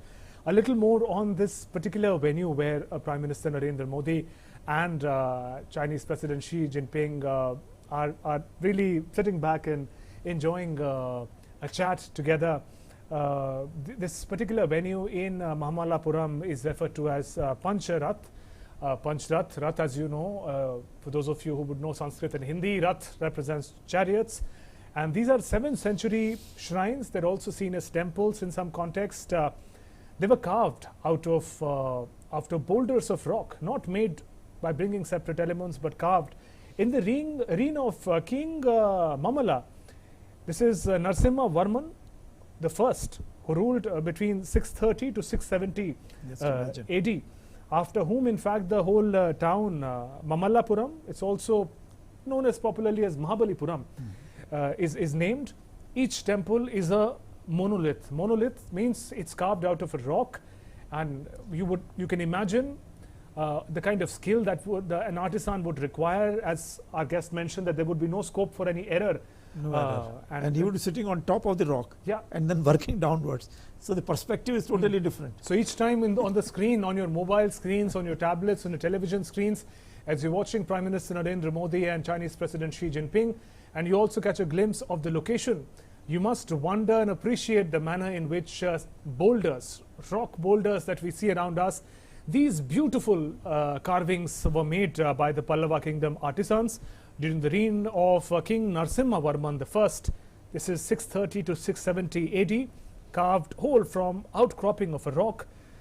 And many of these temples were also unfinished. They were never really used. They're referred to as temples, but they were never really used as places of worship.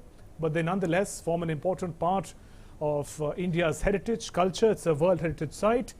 And the buildings are called Rath, Pancharath, 5 Pandavas, Yudhishthir, Bhim, Arjun, Nakul, Sahadev, the 5 brothers. The most important players, important figures of the epic of Mahabharata that says volumes about India's culture, the idea of dharma, the idea of victory of good over evil, the idea of victory of truth. So all these messages are also in a manner encoded in the epics of Mahabharata, and in these beautiful monuments, temples, these are also depicted. So really a living message, a living history in front of us, and the two leaders now really sitting together in front of this heritage and taking the nations forward. President Xi Jinping could not have found a better interpreter that what the artisan must have thought in the 7th century, our Prime Minister Modi has been able to understand first and then be able to explain to President Xi, so that he can link it with what the Chinese culture is, Chinese civilization is, and see that in India there are all these ancient monuments, and there also the mind of the man has worked so beautifully to make these marvelous stone structures. And the forms that you see, they also represent the particular forms that the temples of southern India have been designed in.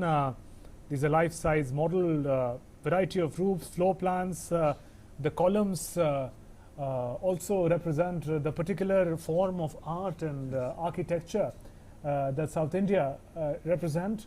And a lot of wood also formed a part of these constructions as we were reading up and learning about these architecture. So really going back again, wondering at the kind of talent that the artist had and the kind of backdrop that now it forms for Prime Minister Narendra Modi and Chinese President Xi Jinping.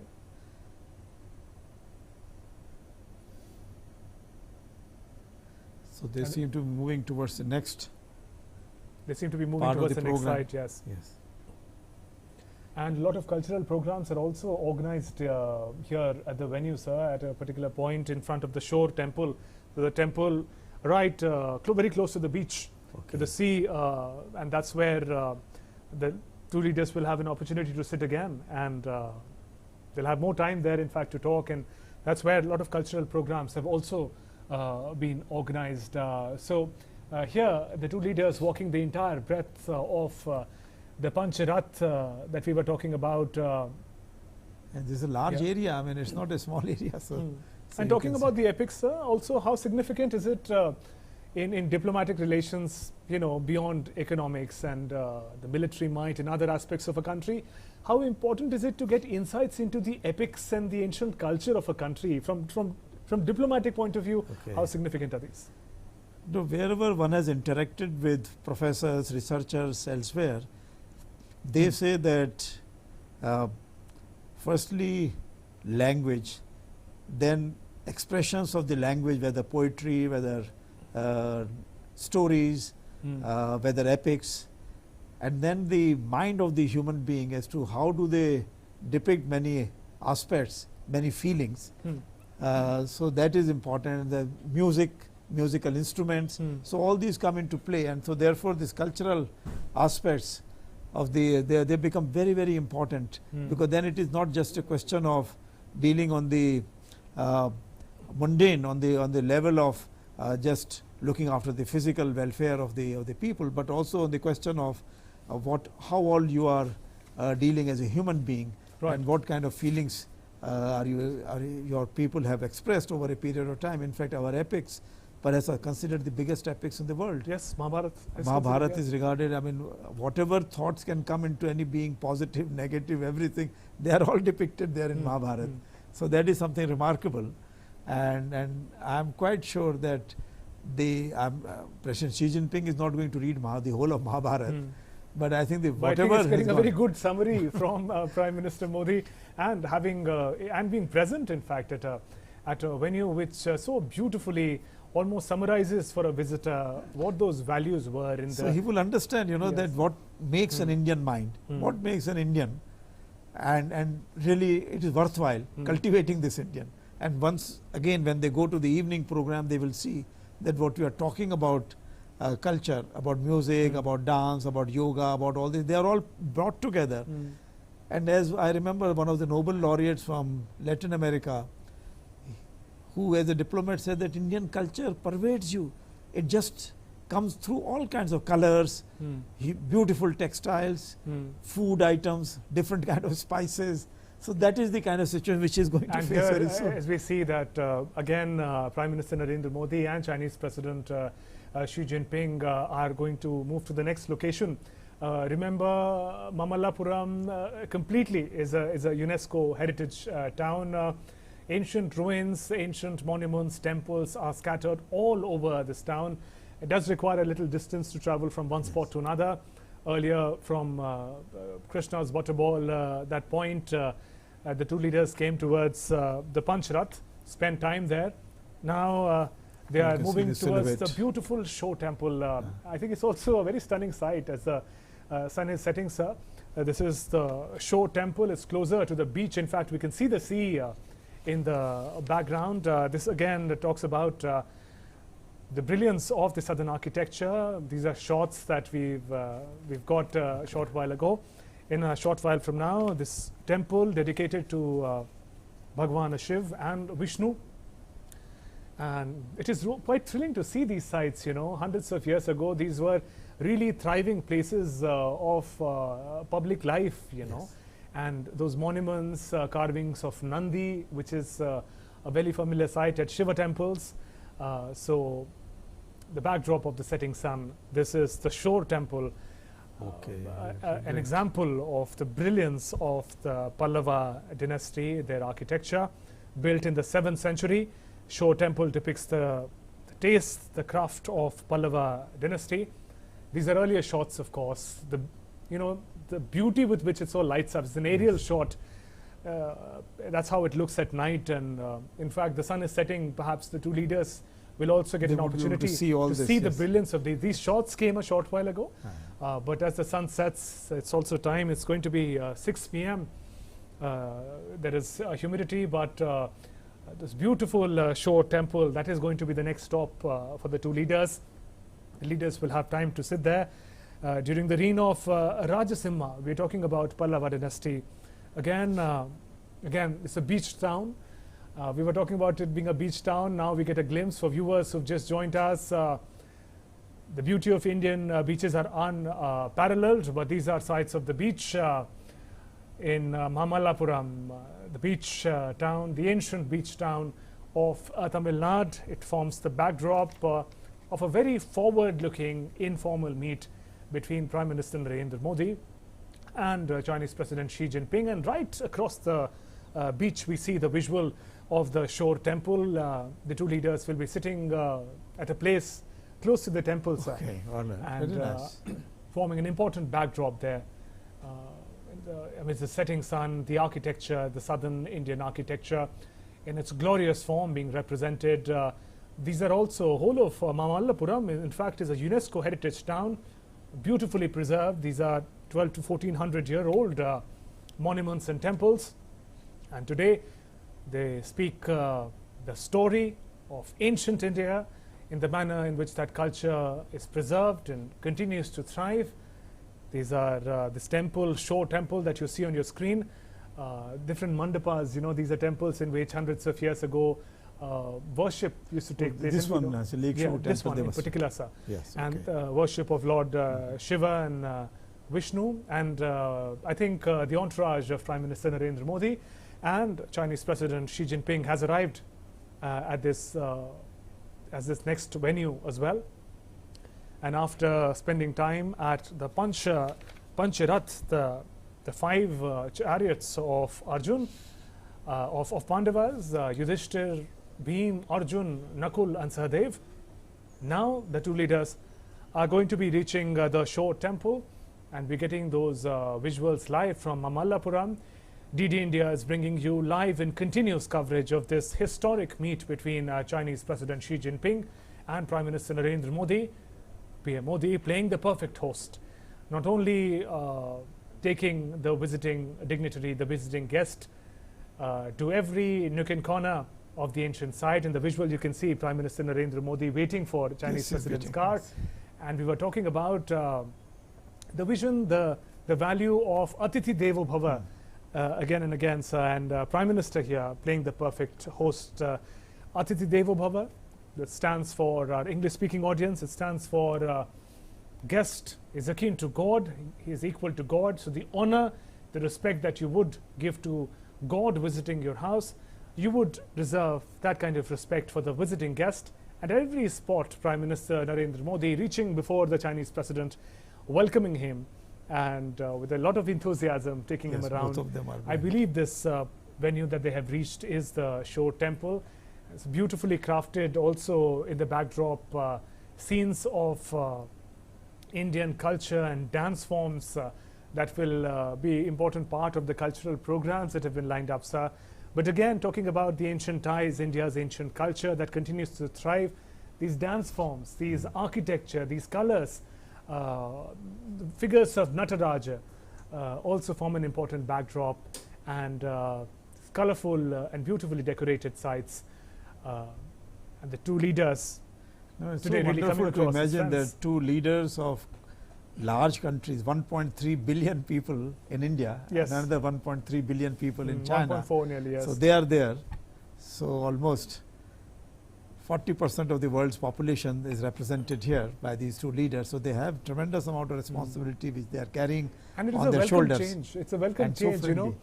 We see these bilateral talks taking place in hotels and other locations in closed doors. Yes. Here in the open air, in the fresh air coming from the Bay of Bengal, the beach town of Mamallapuram, welcoming Prime Minister Narendra Modi and Chinese President Xi Jinping. It is going to be humid, but I think this time the sun is setting down. So it is going to be a pleasant time to take a walk. Pleasant. Friends, take a walk, and now we see PM Now they Modi can see and the vast Chinese expanse President. of the Yeah. sea ahead of them.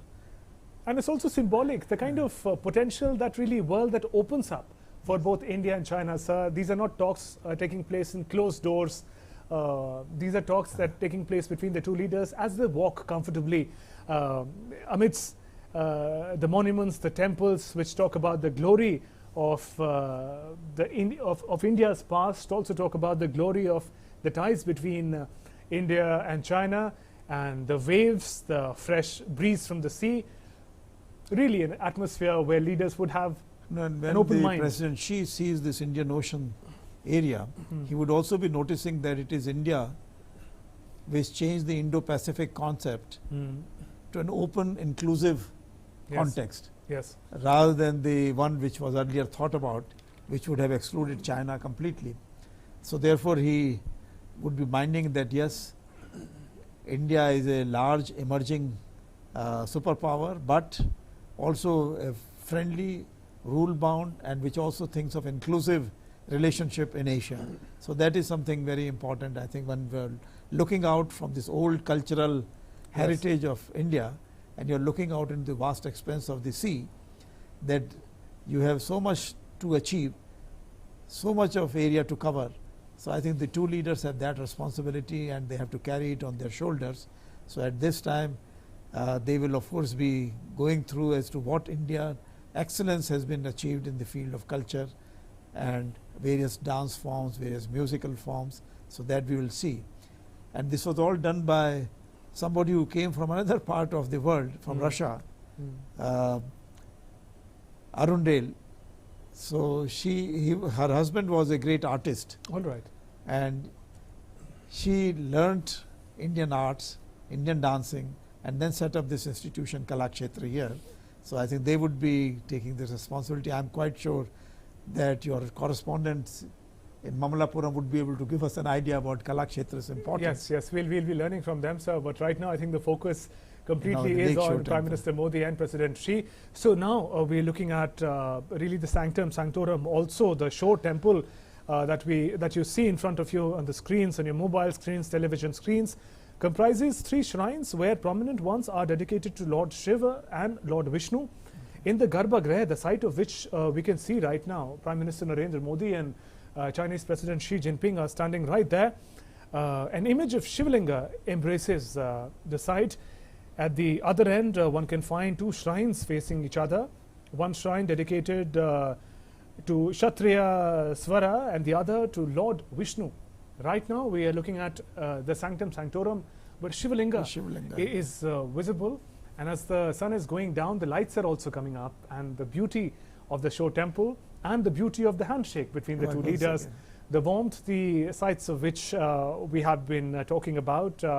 We had many occasions, the photographs, so the photographers are in fact traveling with the two leaders, are in fact having a jolly time getting to photograph the two leaders, and now they're taking doing a parikrama. You know, sir, I mean, in Indian culture, doing a parikrama of the temple is also a mode of paying your respects and paying homage to the visit to a temple leaders. is not complete without doing a parikrama and Yes. spending some time there in meditation.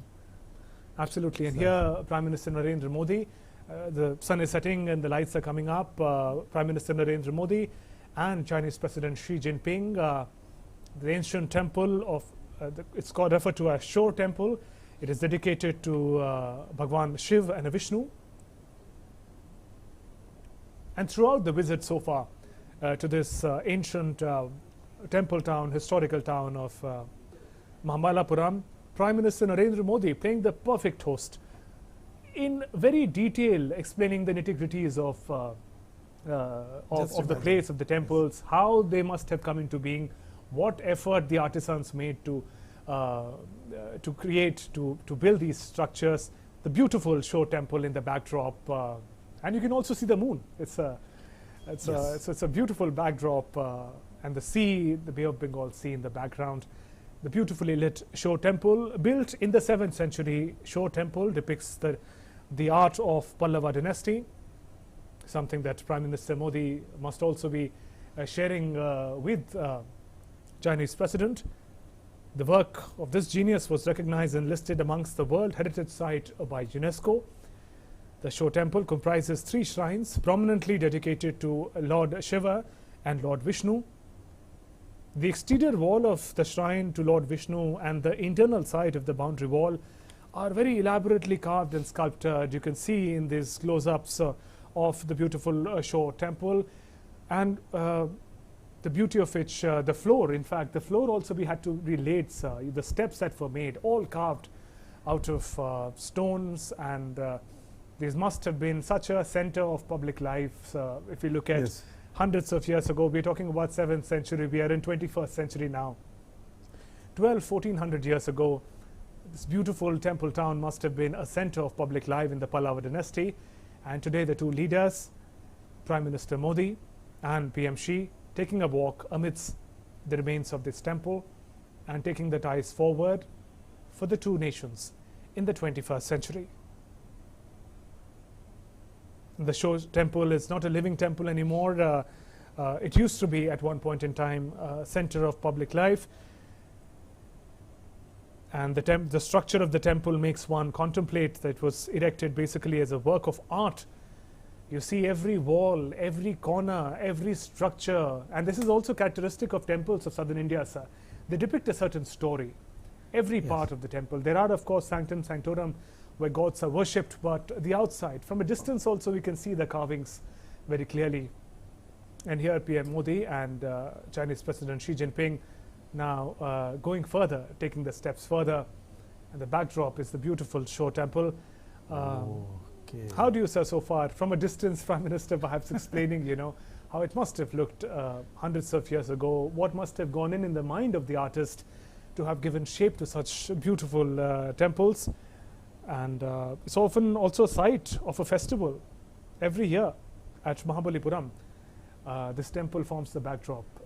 Yeah, because these days, you know, you have to go to very big schools of architecture to learn about how to do huge buildings, how to go about town planning, etc. But just imagine, you know, here these artists 14 centuries ago, they were able to have this kind of a perspective of such a large temple complex, where not only the meditative part, the spiritual part is there, but also social part, where people from the village community would have been coming together to discuss various things, including their social day-to-day life, and also, and here we are finding some other members of the Indian team.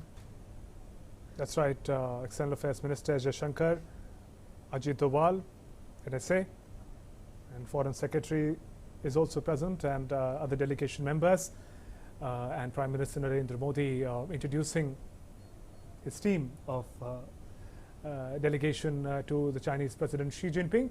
So right now, and now Prime Minister Modi is meeting the delegation that is Chinese delegation. About 16-member teams, sir, we are told, are going to be part of the team that are going to be here. And Prime Minister Narendra Modi and Chinese President Xi Jinping meeting the delegations, members of the delegation of each other's nations. And Prime Minister Narendra Modi in this entirely new get-up that people are not used to seeing him in. It's a traditional Tamil outfit, Angavastram shirt and Tamil dhoti, and in great comfort. He's walked a lot today, and he seems in great comfort in this traditional Though our foreign minister is also from Tamil Nadu, but of course he's in a suit. Today he's but not Prime Minister in this very Minister. traditional Tamil way, celebrating really the culture of Tamil Nadu of South India. And now the two leaders are moving towards this particular location right in front of the show temple. They'll be seated here, and Kalakshetra will be presenting a lot of cultural dance performances at this venue in a short while from now. In fact, those cultural performances will unfold, feast for the eyes. The walk through the temples, the ruins, the structures have been a feast, but now a living heritage, the dance forms, the cultural forms, will now be depicted in a short while from now. Beautifully decked up, sun is almost set in Mahabalipuram, in Mamallapuram. In the backdrop, beautifully lit Show Temple, 7th century architecture, dedicated to Bhagwan Shiv and Lord Vishnu. And this beautifully decorated, this beautifully carved temple, done in the 7th century by the artisans next to the sea, today forms the background of the talks between the leaders of India and China. From a distance, you can see how beautifully the whole setup is lit. The dark sea in the background and the beautifully lit temple, referred to as Show Temple, in Mamallapuram in the front.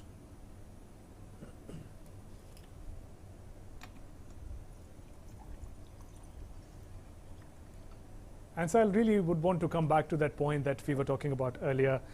People of India and people of China, and I believe people of both the countries must be hooked onto wherever they're watching this program, on their mobile phones, on their tablets, computers, or television screen, must also be very curious if they haven't already visited. It's a very popular tourist town, but if they haven't visited this place already. No, I'm quite sure that people in China would now be looking at the various temple sites in India to see whether there are similar temples elsewhere in the country. And the same way, Indians would be looking at the various temple sites in Asia and in China to see as to what kind of links have been there in the past between our two countries and in this Asian region. And this does give encouragement to all the people involved that either we should understand it much more, those ordinary people, some of them will become leaders of their communities in future. So they are really laying a very firm foundation stone for better understanding in future between our two countries and our two peoples. What would you say to this form of diplomacy? Not a close a conference room, in the backdrop the moon is lit, there is this infinite expanse of the sea, beautifully lit Show Temple. How do you see this as a Well, if you remember that when Tagore formed the Shanti Niketan, his idea was that education does not mean being only in the classrooms with inside four walls, but it could be done anywhere education. So in nature you could understand, so therefore he set up many classrooms which are below the trees, out in the open. And now what Prime Minister has done, he has taken the diplomacy from the capital city of Delhi to the far corners of India, some of the most beautiful cultural heritage sites of India, and that is what now in the open vast space there you can see the culture, you can see the heritage, you can see the vast expanse of the sea, of the skies. So I think then one can see that just diplomacy is not bound by artificial. And many figures of Nandi bull is represented here as well. We know it is characteristic of having the Nandi bull outside of Shiva temple. Some stupa also. Stupa as well. So this is Shiva and Vishnu temple, housed within the premises of what is called the Shore temple. It's on the seashore. From there it gets this name. And the Shore temple comprises of 3 shrines, as we mentioned, prominently dedicated to Lord Shiva and Lord Vishnu. In the Garbhagriha, which is the sanctum sanctorum of the temple, lies the Shivalinga, the glimpse of which we earlier got, and the other one, which is dedicated to Lord Vishnu. Lord Vishnu's image is reclining on Sheshnag. That's if you could get a glimpse of it, it's a symbol of the consciousness in Hinduism, So, and there couldn't have been a more. Again, we're getting a glimpse of the Shivalinga now, which is inside the sanctum sanctorum. Although this no more a living temple, which means that we don't see usual puja part here, but it has become an important symbol of India's culture, India's past, and today also India's future, as the two leaders. Now it has become part of India's future also.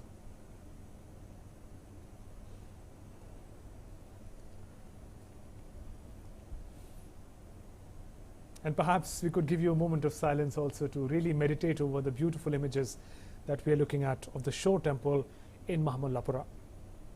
Some close-ups of the fine engraving, every engraving saying a story, saying about the town life, about the Devi Devatas that were part of, that have always been part of Indian epics and mythology and stories, giving you a closer look at the cone.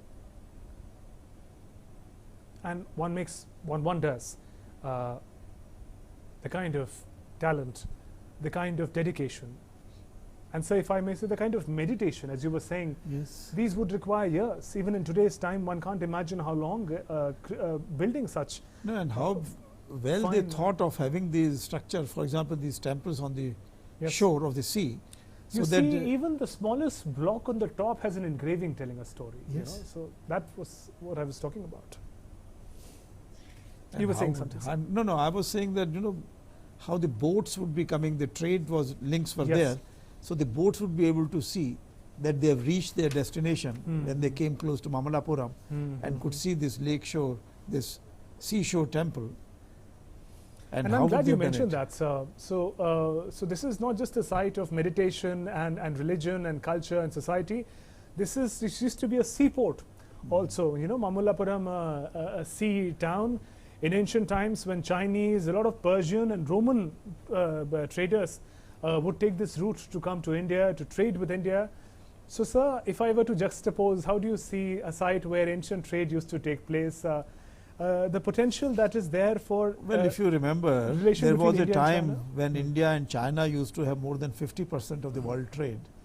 And if you see the Roman history, the Roman kings used to feel that all their riches were going to India because they had to import cotton and they had to import spices from India. And therefore, that was the major issue. So now, right now, when we are thinking of the adverse trade relations with China, with other countries in the world, we also have to keep in mind that there are possibilities and we have to reach our potential based on what we were able to do in the past. And all that we have to do is to have an open mind to bring about better relations, because Asia had contributed in the past. So if we are saying that 21st century will be Asia's century, so India and China have to play an important role in that. And therefore, what we are doing today at this place, Mamallapuram, we are drawing upon the strengths of the 7th century partnerships and then trying to carry it forward into the 21st century.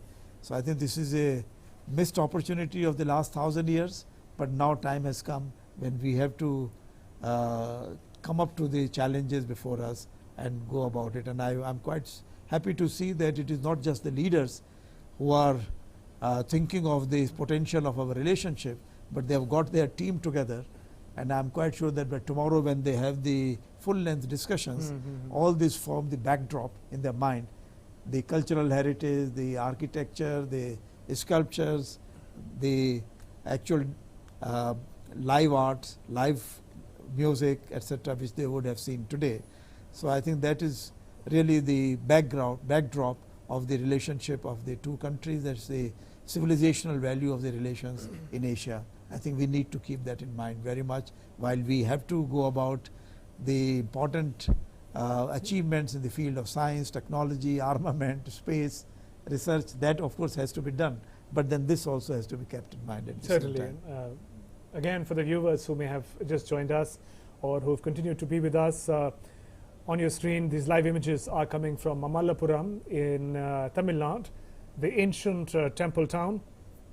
And this forms the backdrop of the informal summit between Chinese President Xi Jinping and Indian Prime Minister Narendra Modi, and taking a step forward to strengthen the ancient ties between India and China. Both the leaders are meeting in Mamallapuram for this informal summit.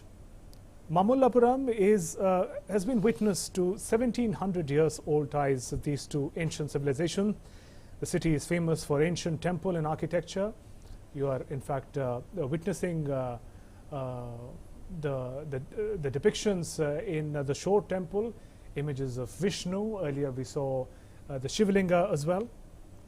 According to historians, this capital city of Pallava kingdom is important in terms of ancient trade as well. Ancient Chinese, Persian and Roman coins dating back to the 7th century were found here, indicating its existence as a prominent seaport in ancient times. And today, they open up a huge array of possibilities and potential between the two countries, as the two leaders, PM Modi and President Xi, sit in this beautiful backdrop of the Show Temple.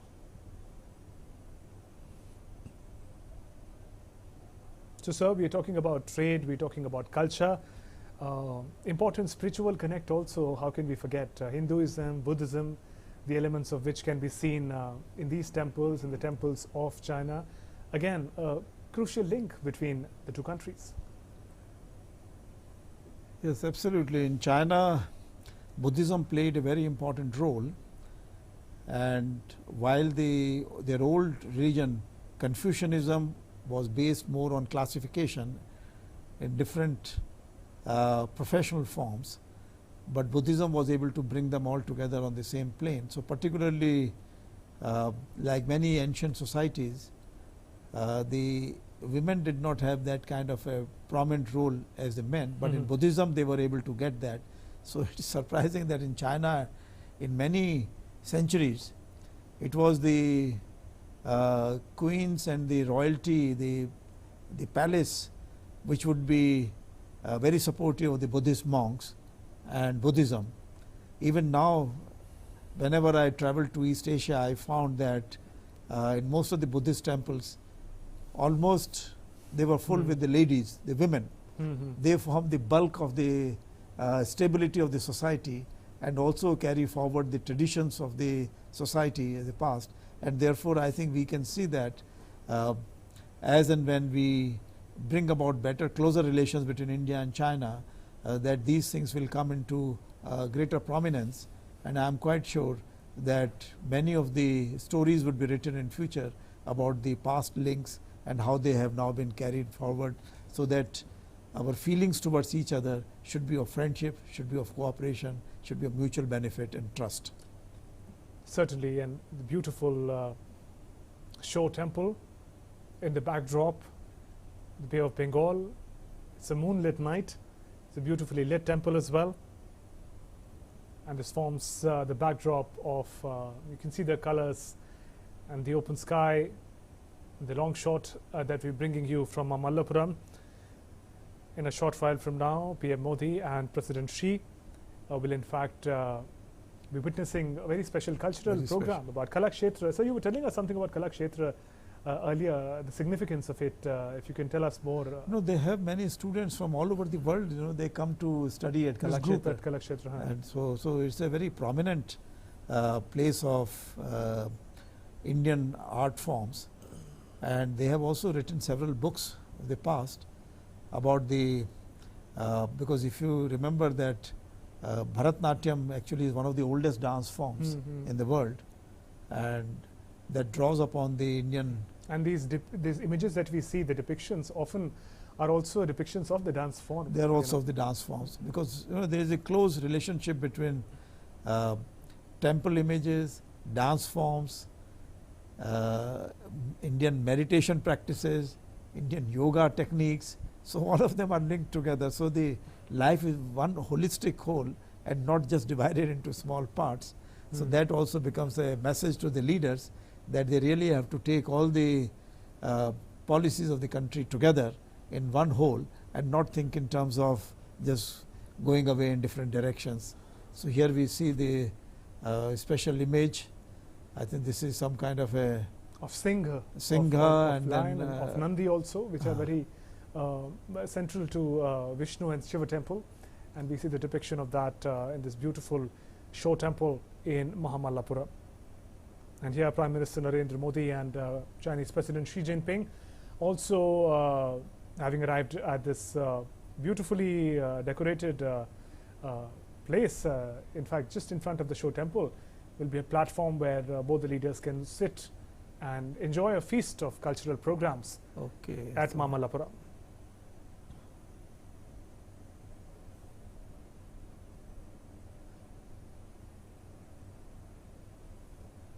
And comfortably seated, PM Modi and President Xi, along with the other delegation members. In the backdrop, the Shore Temple. As we mentioned, we've been telling you about it. It's an ancient Shiva Vishnu temple in Mamallapuram. And now the special program is about to begin.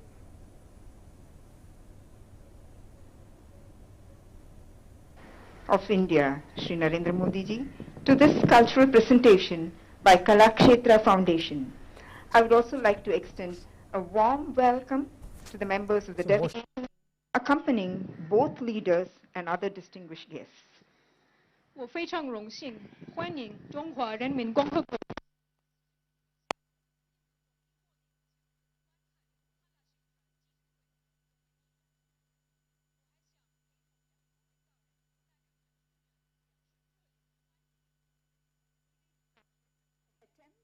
Attempt to provide a glimpse into the various facets of performing arts in India, which have been an intrinsic part of our cultural heritage over several millennia.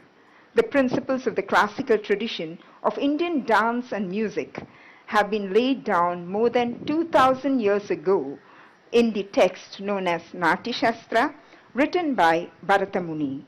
Currently, there are 8 widely recognized classical dance forms and hundreds of folk dance traditions. Today's performances will feature 2 classical Indian dance forms, Bharatanatyam and Kathakali. 今天的文艺演出将带我们了解印度表演艺术的多个方面。这些艺术几千年来一直是印度丰富的文化遗产的重要部分。2000多年前，巴拉达穆尼确立了印度传统舞蹈和音乐的基本原则，写在了一本书，名为《Natya Shastra》。目前，印度有8种主要古典舞蹈形式和数百种民间舞蹈。今天的表演将展现2种印度古典舞蹈形式。 波罗多舞和卡塔卡利。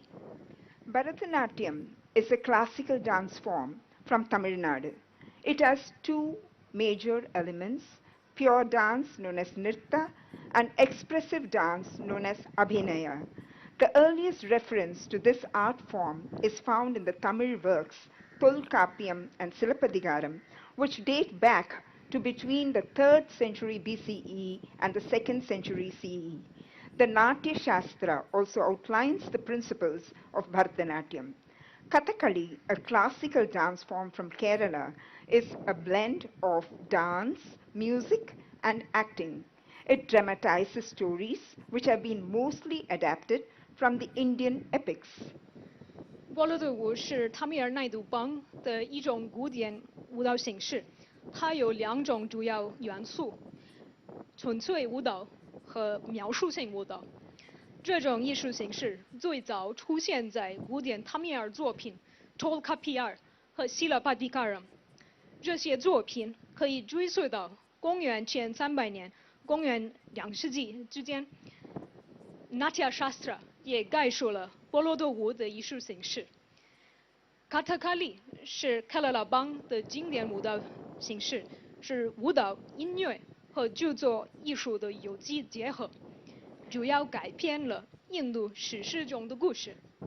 Before describing the 6 performances that will form a part of the cultural presentation today, I would like to very briefly talk about Kalakshetra Foundation. Srimati Rukmani Devi created the Kalakshetra Foundation in the year 1936 with the objective of preserving and reviving India's rich cultural and artistic heritage. Since then, the foundation has been involved in the promotion and propagation of Indian dance, music, and visual arts. The Kalakshetra Foundation is an institute of national importance.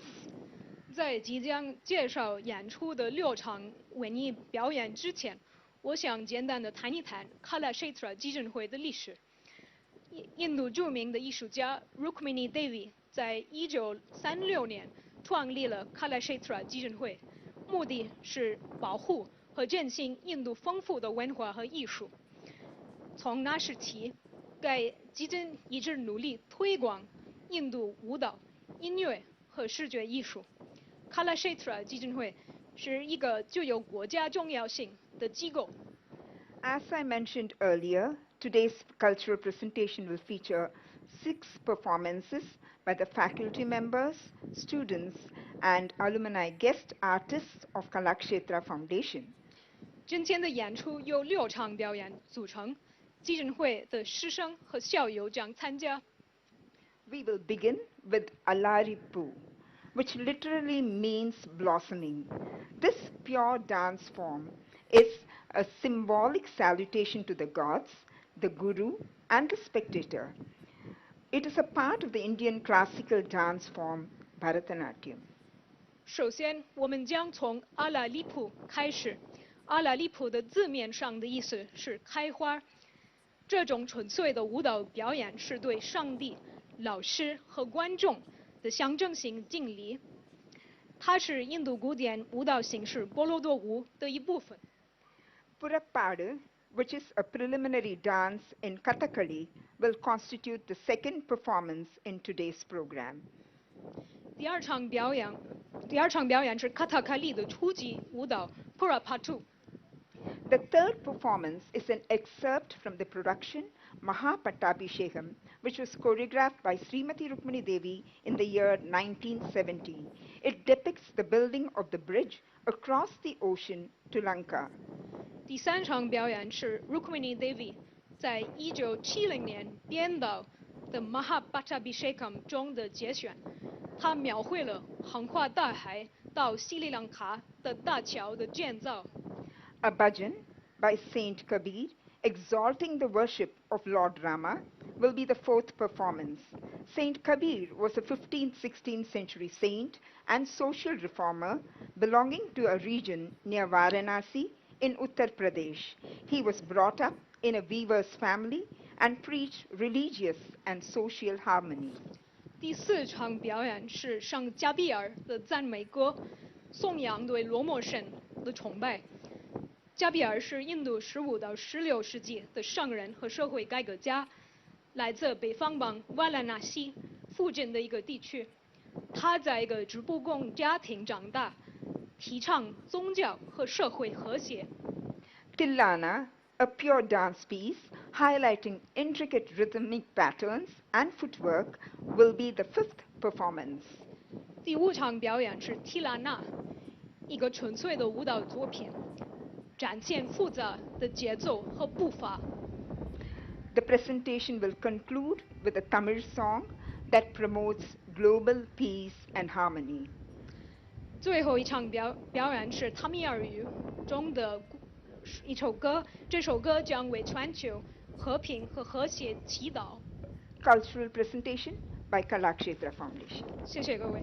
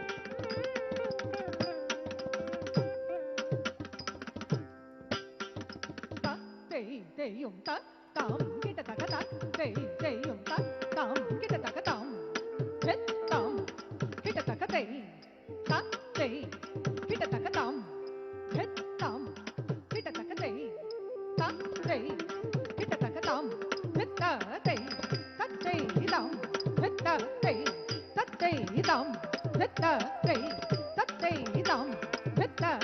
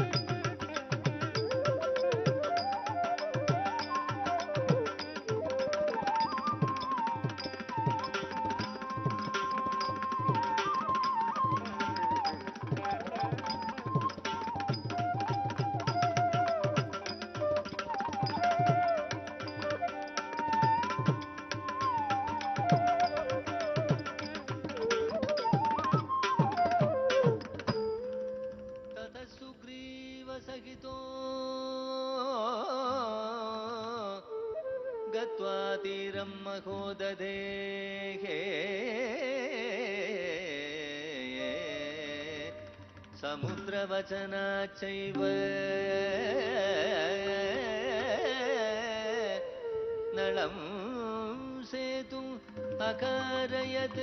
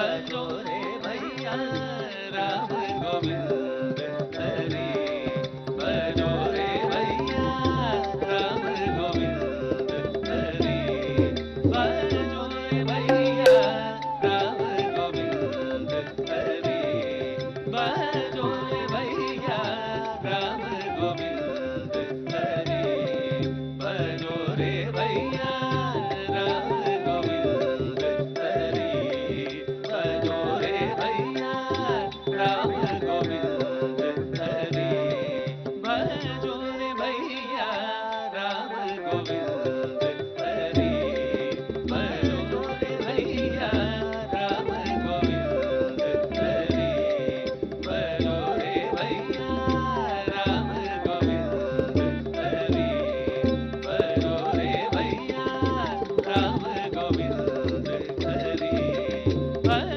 रे भैया राम गोविंद हरि बजो रे भैया राम गोविंद हरि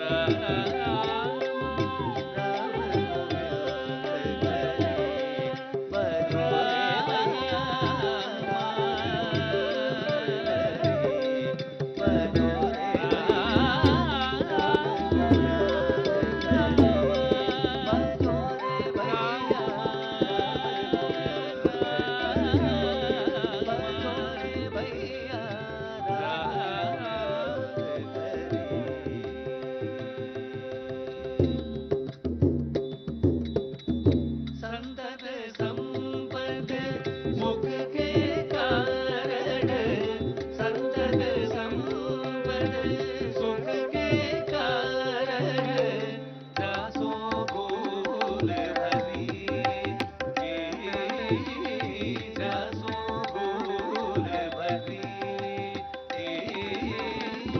संतत संपद सुख के कारण संतत संपद सुख के कारण दासो भूल भरी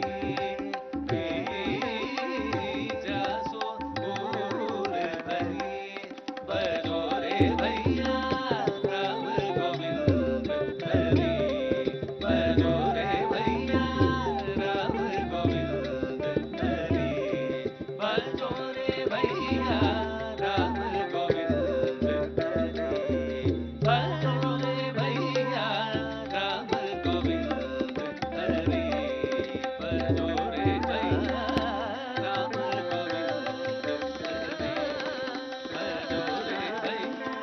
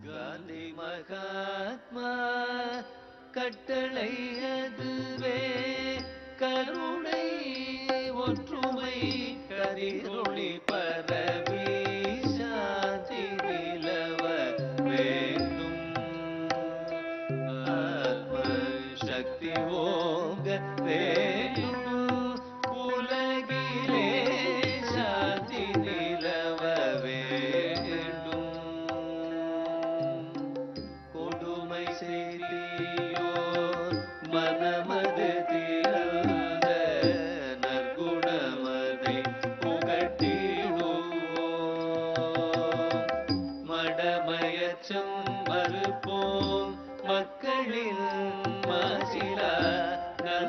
ஊக்கம் வளர்வோம் திடம் தரும் மகிம்சா யோகினம் தந்தை ஆத்மானந்தம் பெறவே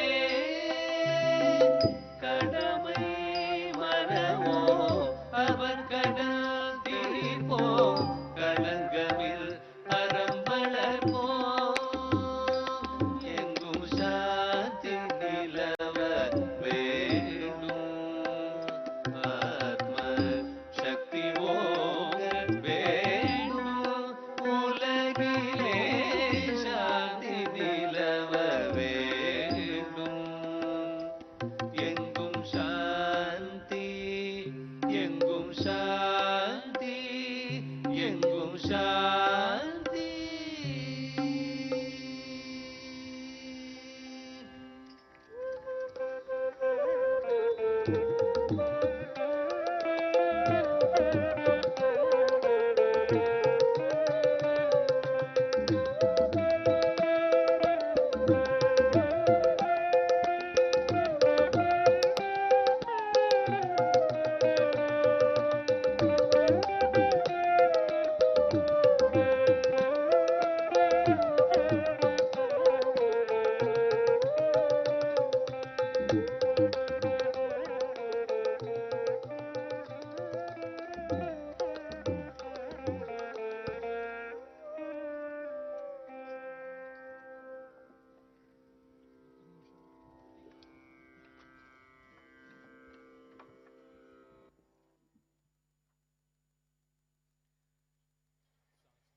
सांस्कृतिक विरासत की छटा बिखरती हुई शोर मंदिर का परिसर आज इतिहास के पन्नों को टटोल रहा होगा जब इसका वैभव अपने चरम पर था।